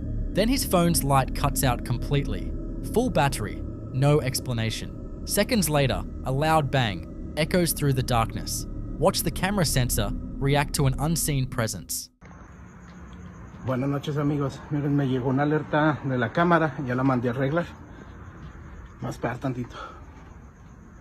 Me llegó una alerta de que había movimiento, que hubo ruido y movimiento. Me fijé que dejé la luz prendida de la lámpara que uso para los tatuajes. Nada más de que, como salí temprano, no me fijé que la había dejado prendida.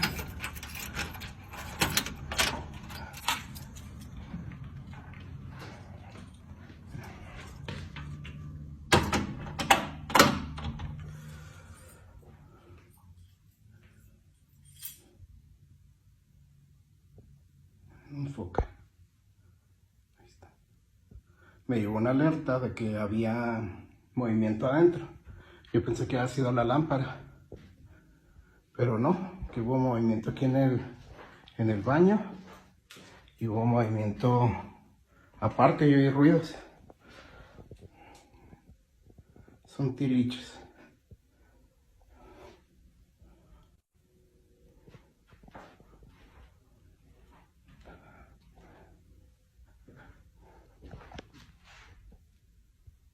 Cabrón. Se cayó un libro, miren.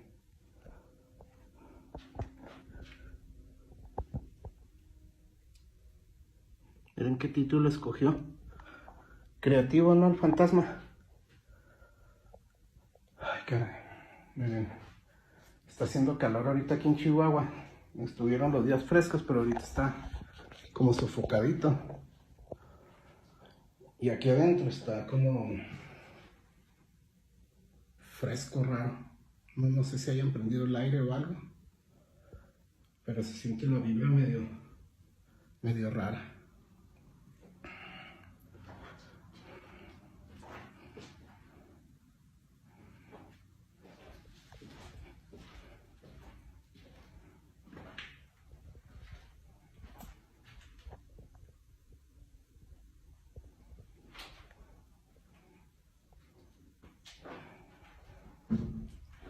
Aquí está el espejín.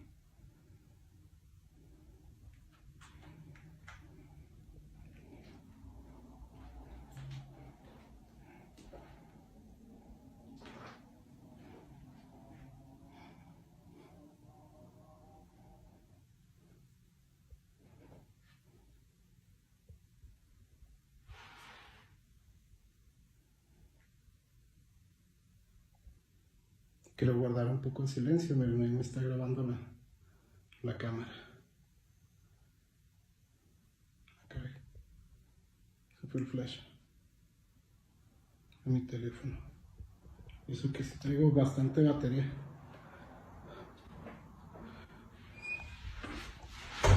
Ay, no mames. Se cerró la puerta. Oigan, nada más voy a apagar y retirarme porque estos días no he podido estar a gusto, la verdad. No hemos podido dormir y miren. Bueno, nada más quería venirles a enseñar un poquito de lo que pasa aquí en el local y de lo que ha sido... Agarra el perro. De lo que ha seguido sucediendo, no ha cambiado mucho, nada más se ha quedado un poco repetitivo, por decirlo así. Bueno, los dejo porque esto se está poniendo malvibroso aquí adentro. Hasta luego y muchas gracias por ver.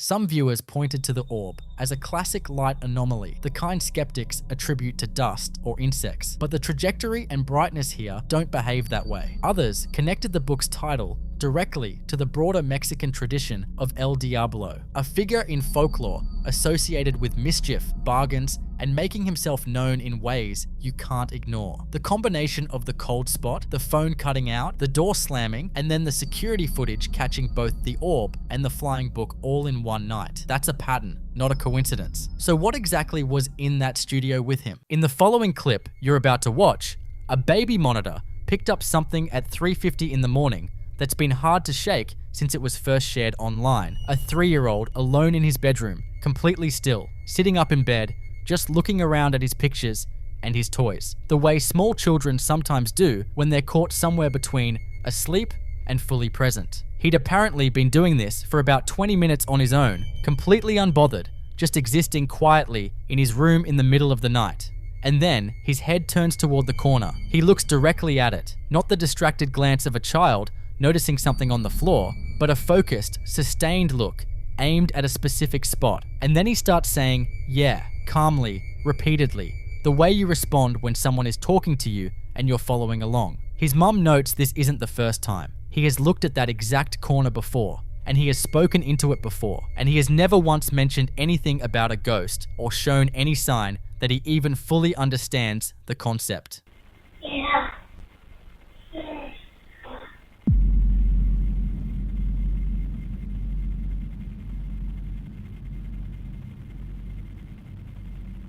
Yeah. Yeah.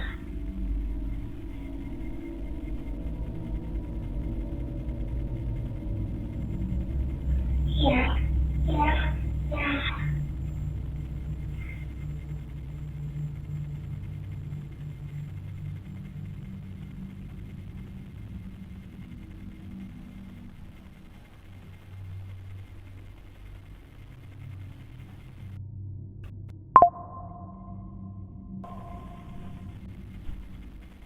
And that last detail is the one that lingers. In paranormal research, the absence of fear in a child interacting with an unseen presence is considered more significant than the presence of it, because a child who is scared has registered something threatening, but a child who is calm and conversational has registered something familiar, something that has apparently been in that corner long enough to become a completely normal part of his night. So what do you think? Is there someone in that corner answering back? Or is this just a 3-year-old and his imagination keeping each other company at 4 in the morning?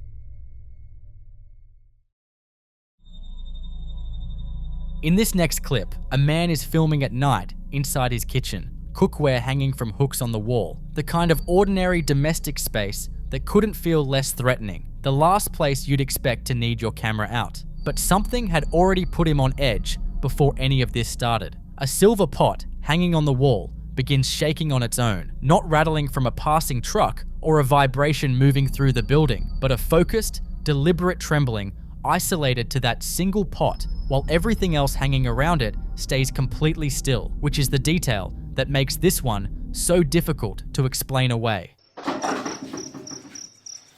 Astagfirullahaladzim. Istri baru selesai isah-isah bro. Udah panci itu gerak sendiri. Astagfirullahaladzim. If it were structural, if it were environmental, everything on that wall moves together. But this is just the one, shaking with a specificity that points toward something interacting with it directly. His reaction is immediate and instinctive, invoking Astaghfirullahaladzim, an Arabic expression of shock and a plea for God's protection. The kind of thing that bypasses thought entirely and just comes out when something defies every rational category you have available to you. In paranormal research, isolated object movement, where a single item is disturbed while everything immediately surrounding it remains untouched, is considered one of the stronger indicators of intelligent activity because it rules out most environmental explanations in a single detail. Whatever was in that kitchen wasn't creating a general disturbance, it was making a selection. So what do you think? Is this a presence announcing itself, or is there something about that particular pot that has a history attached to it nobody knows about yet?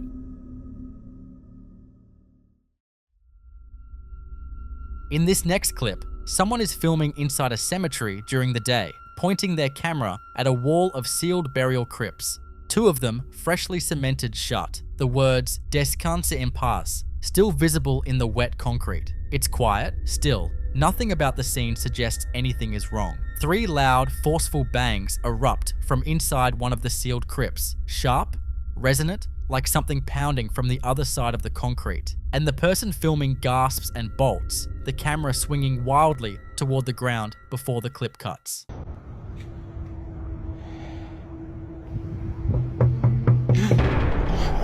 Skeptics point to thermal expansion as a possible explanation, the idea being that fresh concrete contracting or expanding in the heat can produce sounds. And that's a fair argument on paper. But thermal expansion doesn't produce 3 evenly spaced, deliberate impacts that land with the rhythm and force of a fist. In paranormal research, freshly sealed burial sites are considered some of the most volatile locations for activity, specifically because the moment of sealing represents a threshold, a transition point where the energy of the recently deceased is believed to be at its most unsettled, still tethered to the physical world and not yet fully separated from it. Some traditions hold that the period immediately following burial is when a soul is most likely to attempt communication, drawn back by unfinished business, unspoken words, or simply the disorientation of a transition that happened too fast. 3 knocks, in particular,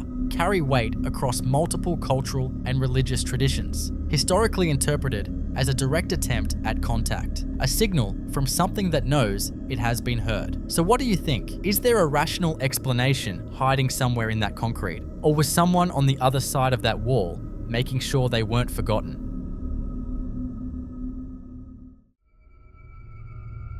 The following videos come from the same man, filmed inside what appears to be the same house across what seems to be a series of increasingly disturbing nights. And taken together, they paint a picture of something that isn't just visiting this place, but actively making itself known. It starts quietly enough. He wakes up at some point in the night to the sound of music playing downstairs, lo-fi and distant, drifting up through the dark house. He hadn't left anything on, or so he thought.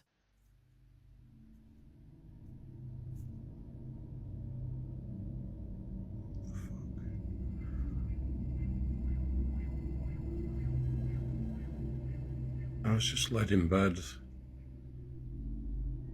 and I can hear music, and I swear that's coming from a computer.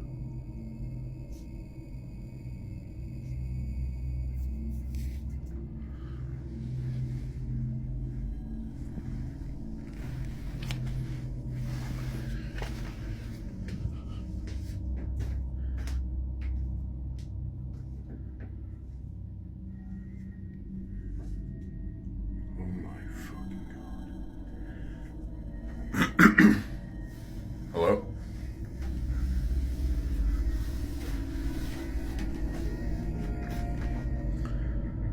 Oh my god.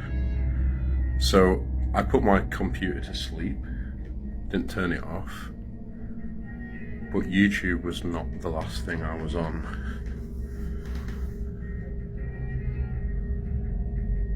That is so creepy.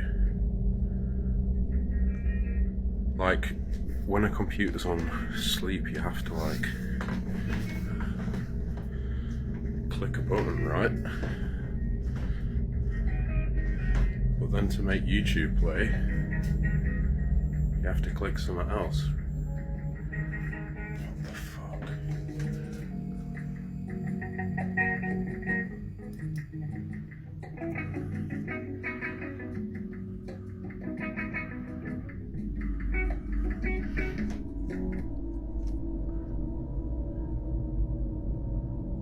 That is so creepy.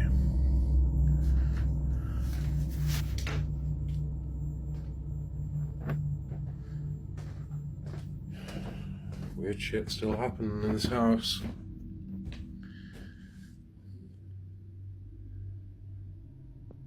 Make the music play. If you did that, whatever's in this house,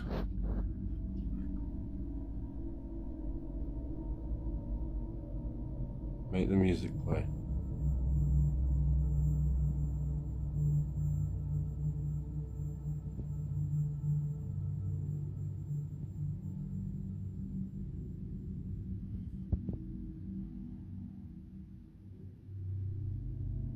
No. That was really strange. That's never happened before.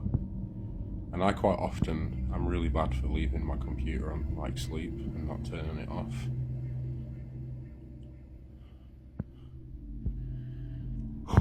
That's never happened. The hairs on the back of my neck standing up. It's so creepy.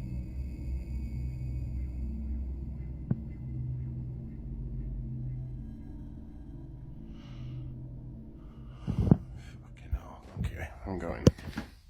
His computer had woken itself from sleep mode and pulled up a YouTube video. Not just any video, but one that hadn't been open when he last used the machine. He points out, and this detail matters, that waking a computer from sleep requires one action, but getting YouTube to start playing requires another deliberate step entirely. The hair on the back of his neck stands up as he stands there in the blue glow of the monitor, asking whatever might be in the room to make the music play again. It doesn't. But for a lot of viewers, the silence in that moment is almost worse than if it had. Some dismiss it as a scheduled software task or a glitch. Computers do strange things. Others think that's too convenient an explanation for something this specific and point to it as classic low-level poltergeist behavior, the kind that starts small and electronic before it escalates into something physical. That escalation didn't take long. On another night, the banging starts. Loud, rhythmic, deliberate, the kind of sound that doesn't feel random. He's heard enough by this point that he's clearly past frightened and into furious, and he decides to confront it head on. Watch.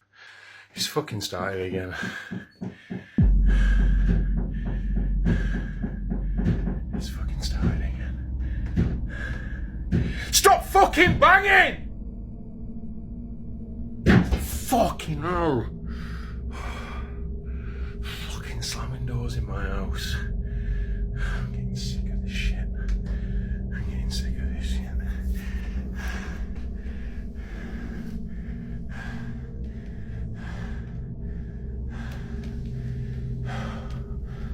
Oh, fucking hell.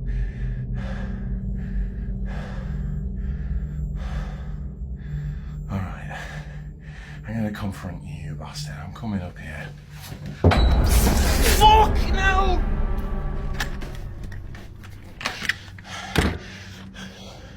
Fucking hell.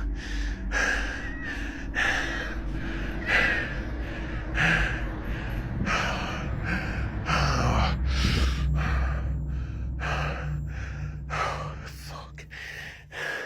The banging responds directly when he yells for it to stop. One final, thunderous impact, as if answering him. Then he pushes toward the dark staircase, and something pale and shrieking lunges at him from the top.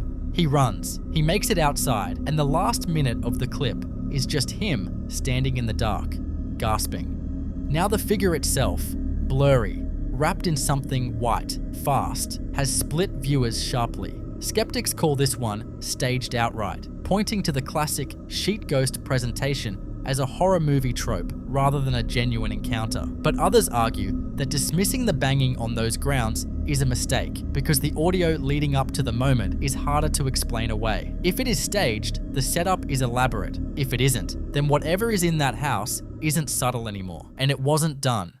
Alright, so I just started hearing banging coming from the basement, which is not happened yet before. There it is. What the fuck? What the fuck? Let's go and check this out.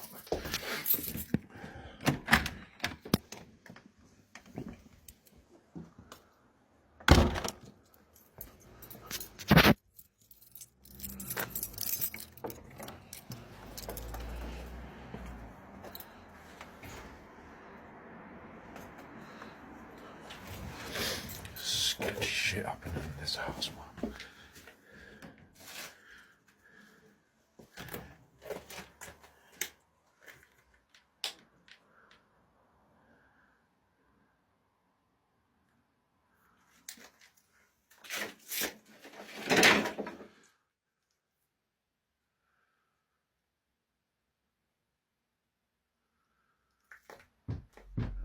No fucking way, it's coming from upstairs now. What the fuck?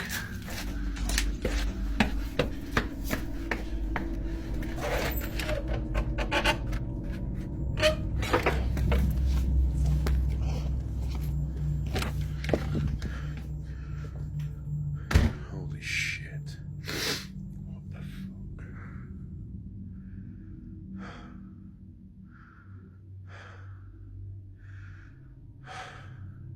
Why are you doing this?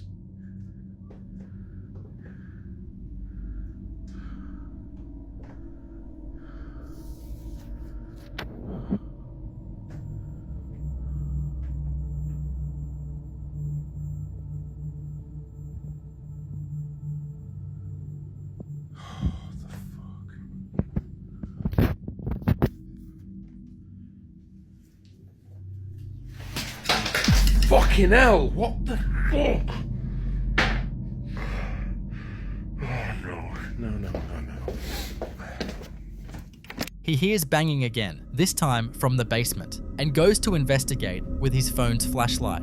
Down in the cluttered, unlit space, a metal object crashes to the floor with no one near it. Then the banging shifts. It's now coming from above him, from the floor he just left. He runs back up and finds the kitchen ransacked, every cabinet door hanging open, drawers pulled out, the whole space thrown into chaos with no one else in the house. And then, as he's standing there trying to process it, a floor lamp crashes over in the living room, and the large red ceiling shade above it begins swinging hard, back and forth, like something had just shoved past it. This kind of pattern, sounds migrating between rooms, objects moving in spaces the witness just left, culminating in violent physical disruption, is what researchers loosely associate with poltergeist activity as noisy ghost, and historically describes disturbances focused on a specific location or person rather than a fixed spirit tied to place. What's unsettling about these three clips, taken together, is how the activity seems to track him, following him from room to room, responding when he speaks, escalating each time he tries to push back. You decide what that means. But whatever's in that house, it doesn't seem finished.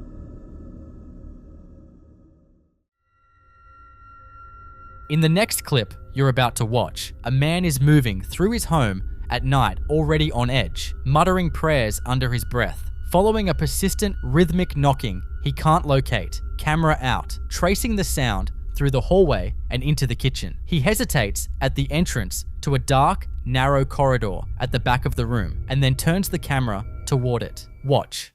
Astagfirullahaladzim. Seperti ada suara orang-orang pula. Astagfirullahaladzim. Tuh, dengerin. Astagfirullah. Suaranya dari mana nih? Astagfirullahaladzim.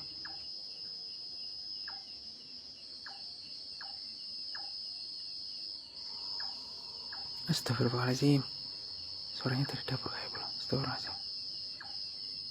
Astagfirullah. Gelap sekali di sini pula. Astagfirullahaladzim.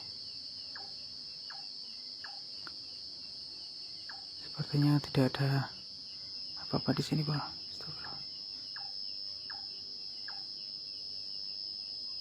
Astagfirullahaladzim. Astagfirullah. Itu pula. Ini apa ini pula? Astagfirullahaladzim. Tuh. Ada yang berdiri di sana itu pula. Hitam-hitam itu pula. Astagfirullahaladzim. Assalamualaikum. Sinten niku? Astagfirullahaladzim. Jenengan sinten? Sepertinya tadi menjawab ya pula. Kayak bilang aku gitu pula. Iya enggak sih? Astagfirullahaladzim. Sinten nggih niku? Jenengan sinten? Lah nggih jenengan niku sinten? Mang jawab. Napa perlu jenengan teng mriki? Astagfirullah. A'udzubillahi minasyaitonir rajim. Bismillahirrahmanirrahim. Allah la ilaha illa huwal hayyul qayyum. La ta'khudhuhu sinatun wa la nawm fis samawati wa ma fil ardh. Man alladhi yashfa'u illa bi'idznihi. Ya'lamu ma baina aydihim wa ma khalfahum. Wa la yuhituna bi shay'in. Wasi'a kursiyyuhu wa la ya'uduhu hifdhuhuma. Hallelujah. Umame mboten perlu datang mriki mang kesah. Ampun ganggu. Astagfirullahaladzim. Merinding paning. Astagfirullah. Ngilang bro. Menghilang dia bro. Astagfirullahaladzim. Astagfirullah. Astagfirullahaladzim.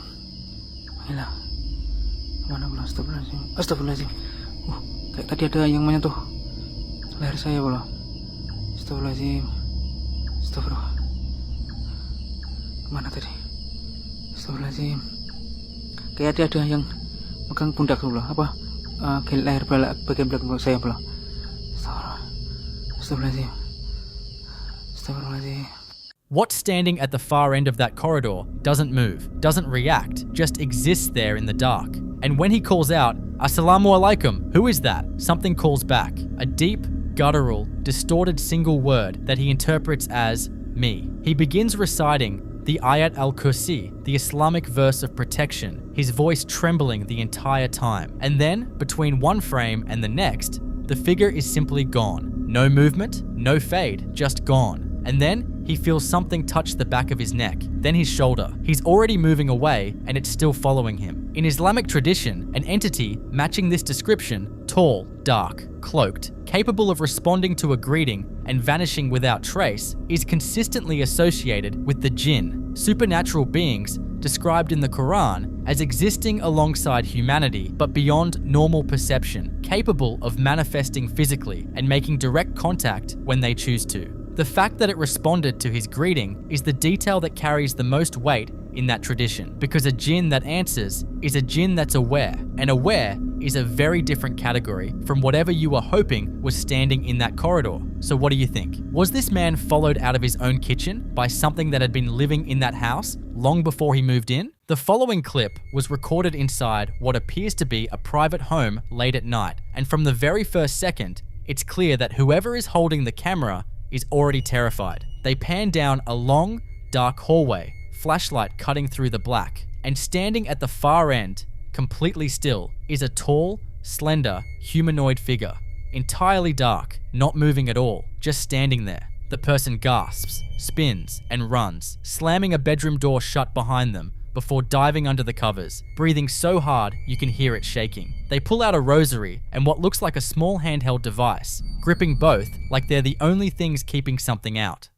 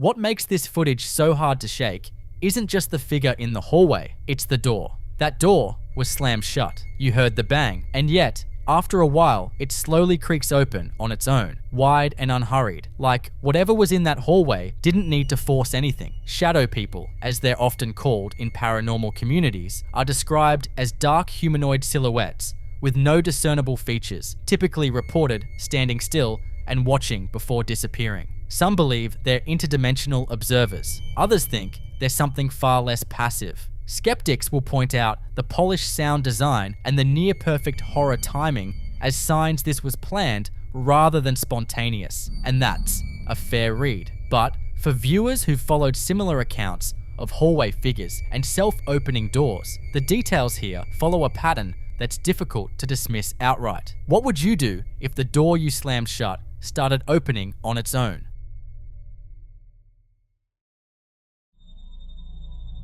Now in this next clip, a woman is home alone at night. Her partner Carlos is away on a night shift when she notices something in the room that stops her cold. She's lying in bed, phone in hand, filming herself in selfie style as she speaks directly to the camera in a panicked, shaking voice. She explains she's alone, that Carlos isn't there, and that she can see a face. Watch. Qué miedo, miren que yo estoy sola porque Carlos tuvo turno de noche y veo una cara acá en el espejo. Miren, allá hay una cara. Dios mío, qué miedo. ¿Qué hago? ¿Llamo a la policía?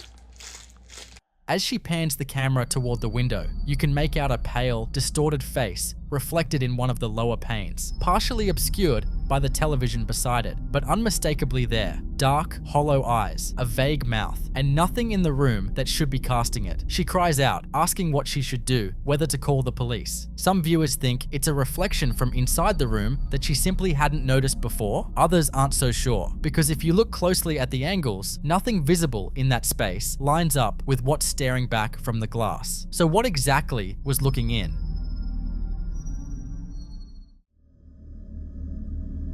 In this next clip, someone is lying awake at home just after 1 in the morning when they notice something strange coming from their Amazon Echo Dot. Not a voice, not a notification, but the unmistakable sound of someone typing on a keyboard, steady and deliberate, in a completely dark and otherwise silent room. There's no computer nearby, no one else awake, no obvious source.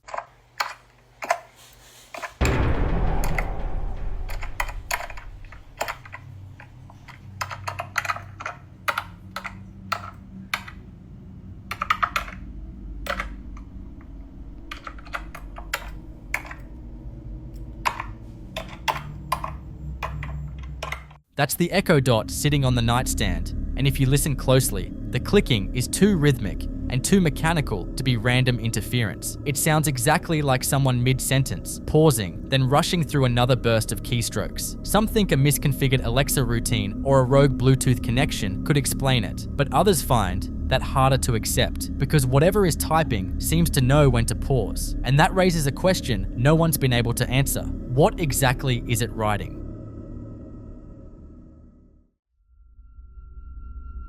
In the following clip you're about to watch, a woman has been documenting something in her bedroom that keeps happening across multiple nights. The plantation shutters opening on their own, consistently enough that she's moved past trying to explain it and started just filming it instead. It started as something easy to rationalize, a loose mechanism, a draft, the kind of explanation you reach for when you don't want to consider the alternative. But it kept repeating and she kept filming, and the pattern that emerges across all 4 of these clips is harder to account for the more you sit with it. In the first clip, she's in the bedroom at night, shutters closed, the room warm and still, television running in the background. Me, or is that shit fucking opening?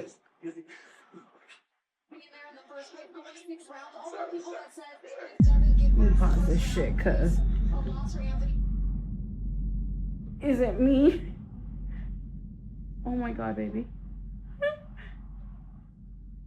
Baby. Is it me or are they fucking opening? Fill up their water thing.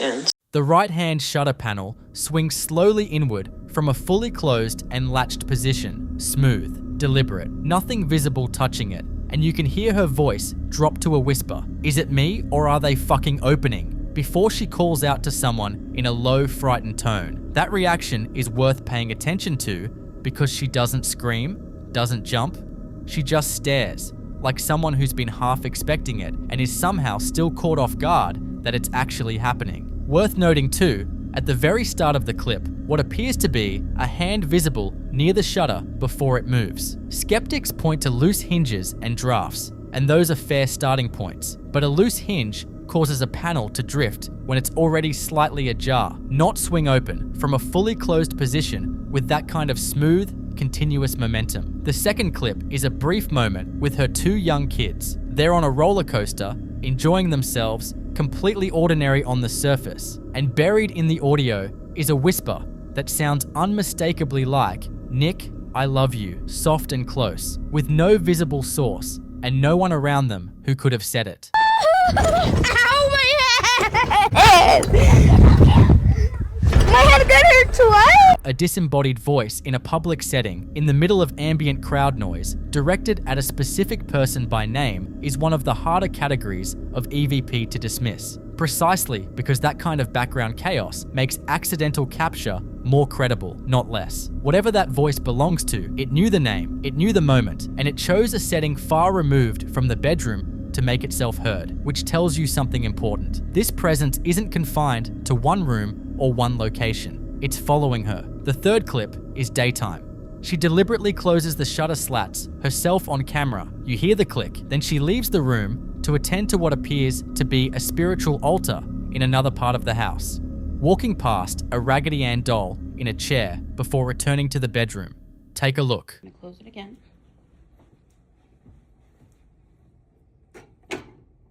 Okay. Go change and we'll see. It's still closed. See.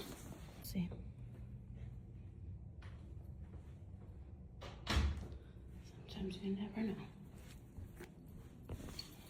Okay, it's still closed.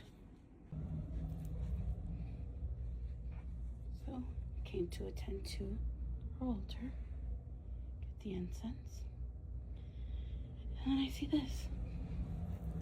Okay. Okay.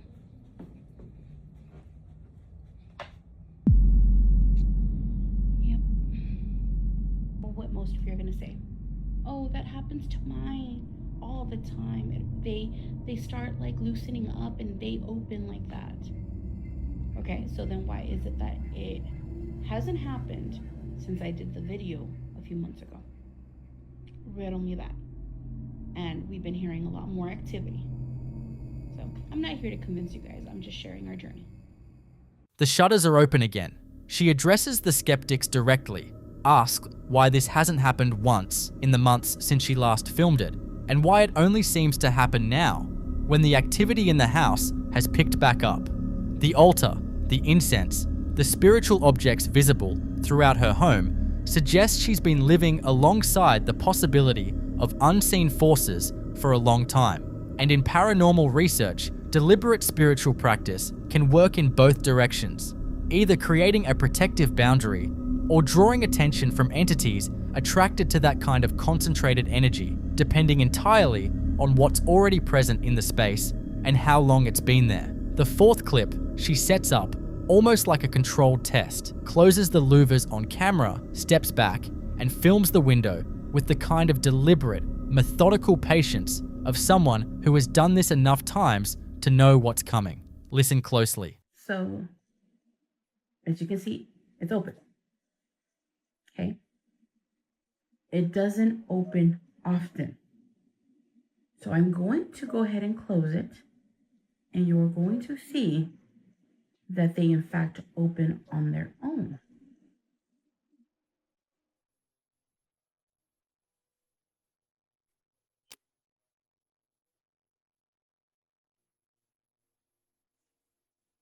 I'm gonna sit here.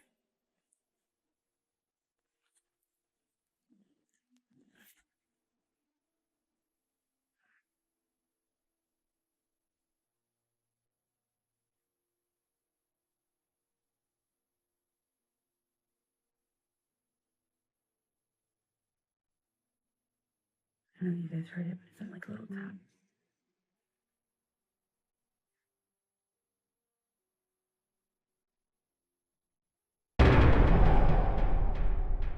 There we go.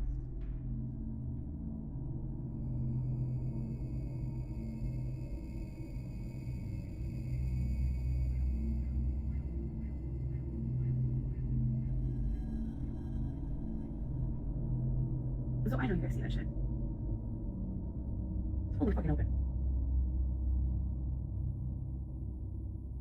Yep.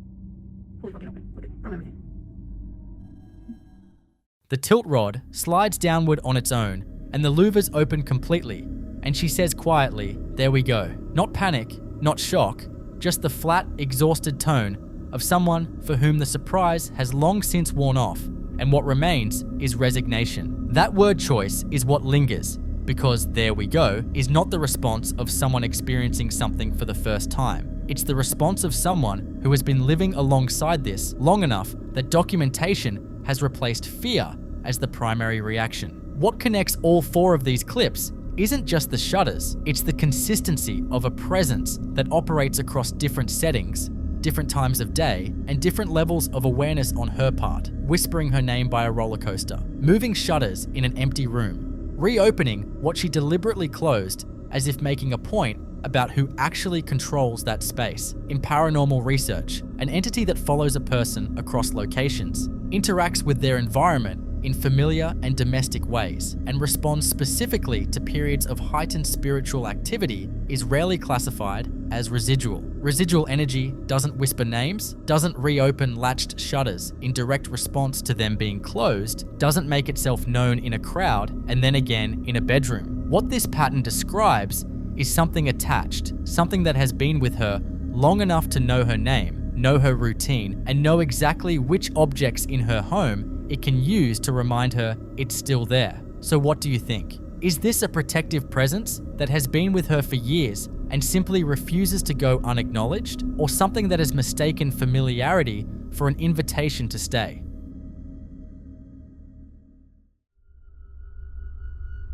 In this next clip, a young woman is filming inside her bedroom late at night, and from the very first second, something is already making itself known. According to her, this isn't a one-off event. She mentions on camera that she's shown her followers this same phenomenon around 20 times before, and it always seems to happen after she returns from what she calls a session, though she never specifies exactly what that means. That detail alone is worth sitting with, because whatever is triggering this activity appears to be tied to something she's doing outside the home, something that sets it off every single time she walks back through the door. She's clearly frustrated, not panicked in the way someone would be the first time. This is the exhausted, exasperated reaction of someone who has run out of explanations.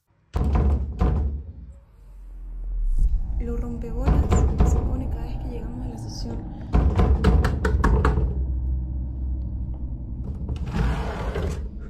Nadie entra a este placar. Ustedes 20 veces se los he mostrado, creo. No hay chance de que alguien entre acá. ¿Cómo le gusta romper las bolas? Es increíble. The banging you just heard is aggressive and rhythmic, coming directly from the closed closet. And when she slides both doors open to show you the interior, there's nothing there. Just hanging clothes, a faux fur vest, a pink handbag, and silence. No one behind the doors. No loose hardware, no obvious cause. Some viewers think the activity is residual, drawn back each time by whatever happens during those sessions she references. Others believe something has attached itself to her specifically, not the room. And if that's true, showing the empty closet doesn't really answer the question that matters. Where exactly is it coming from? And why does it only knock when she comes home?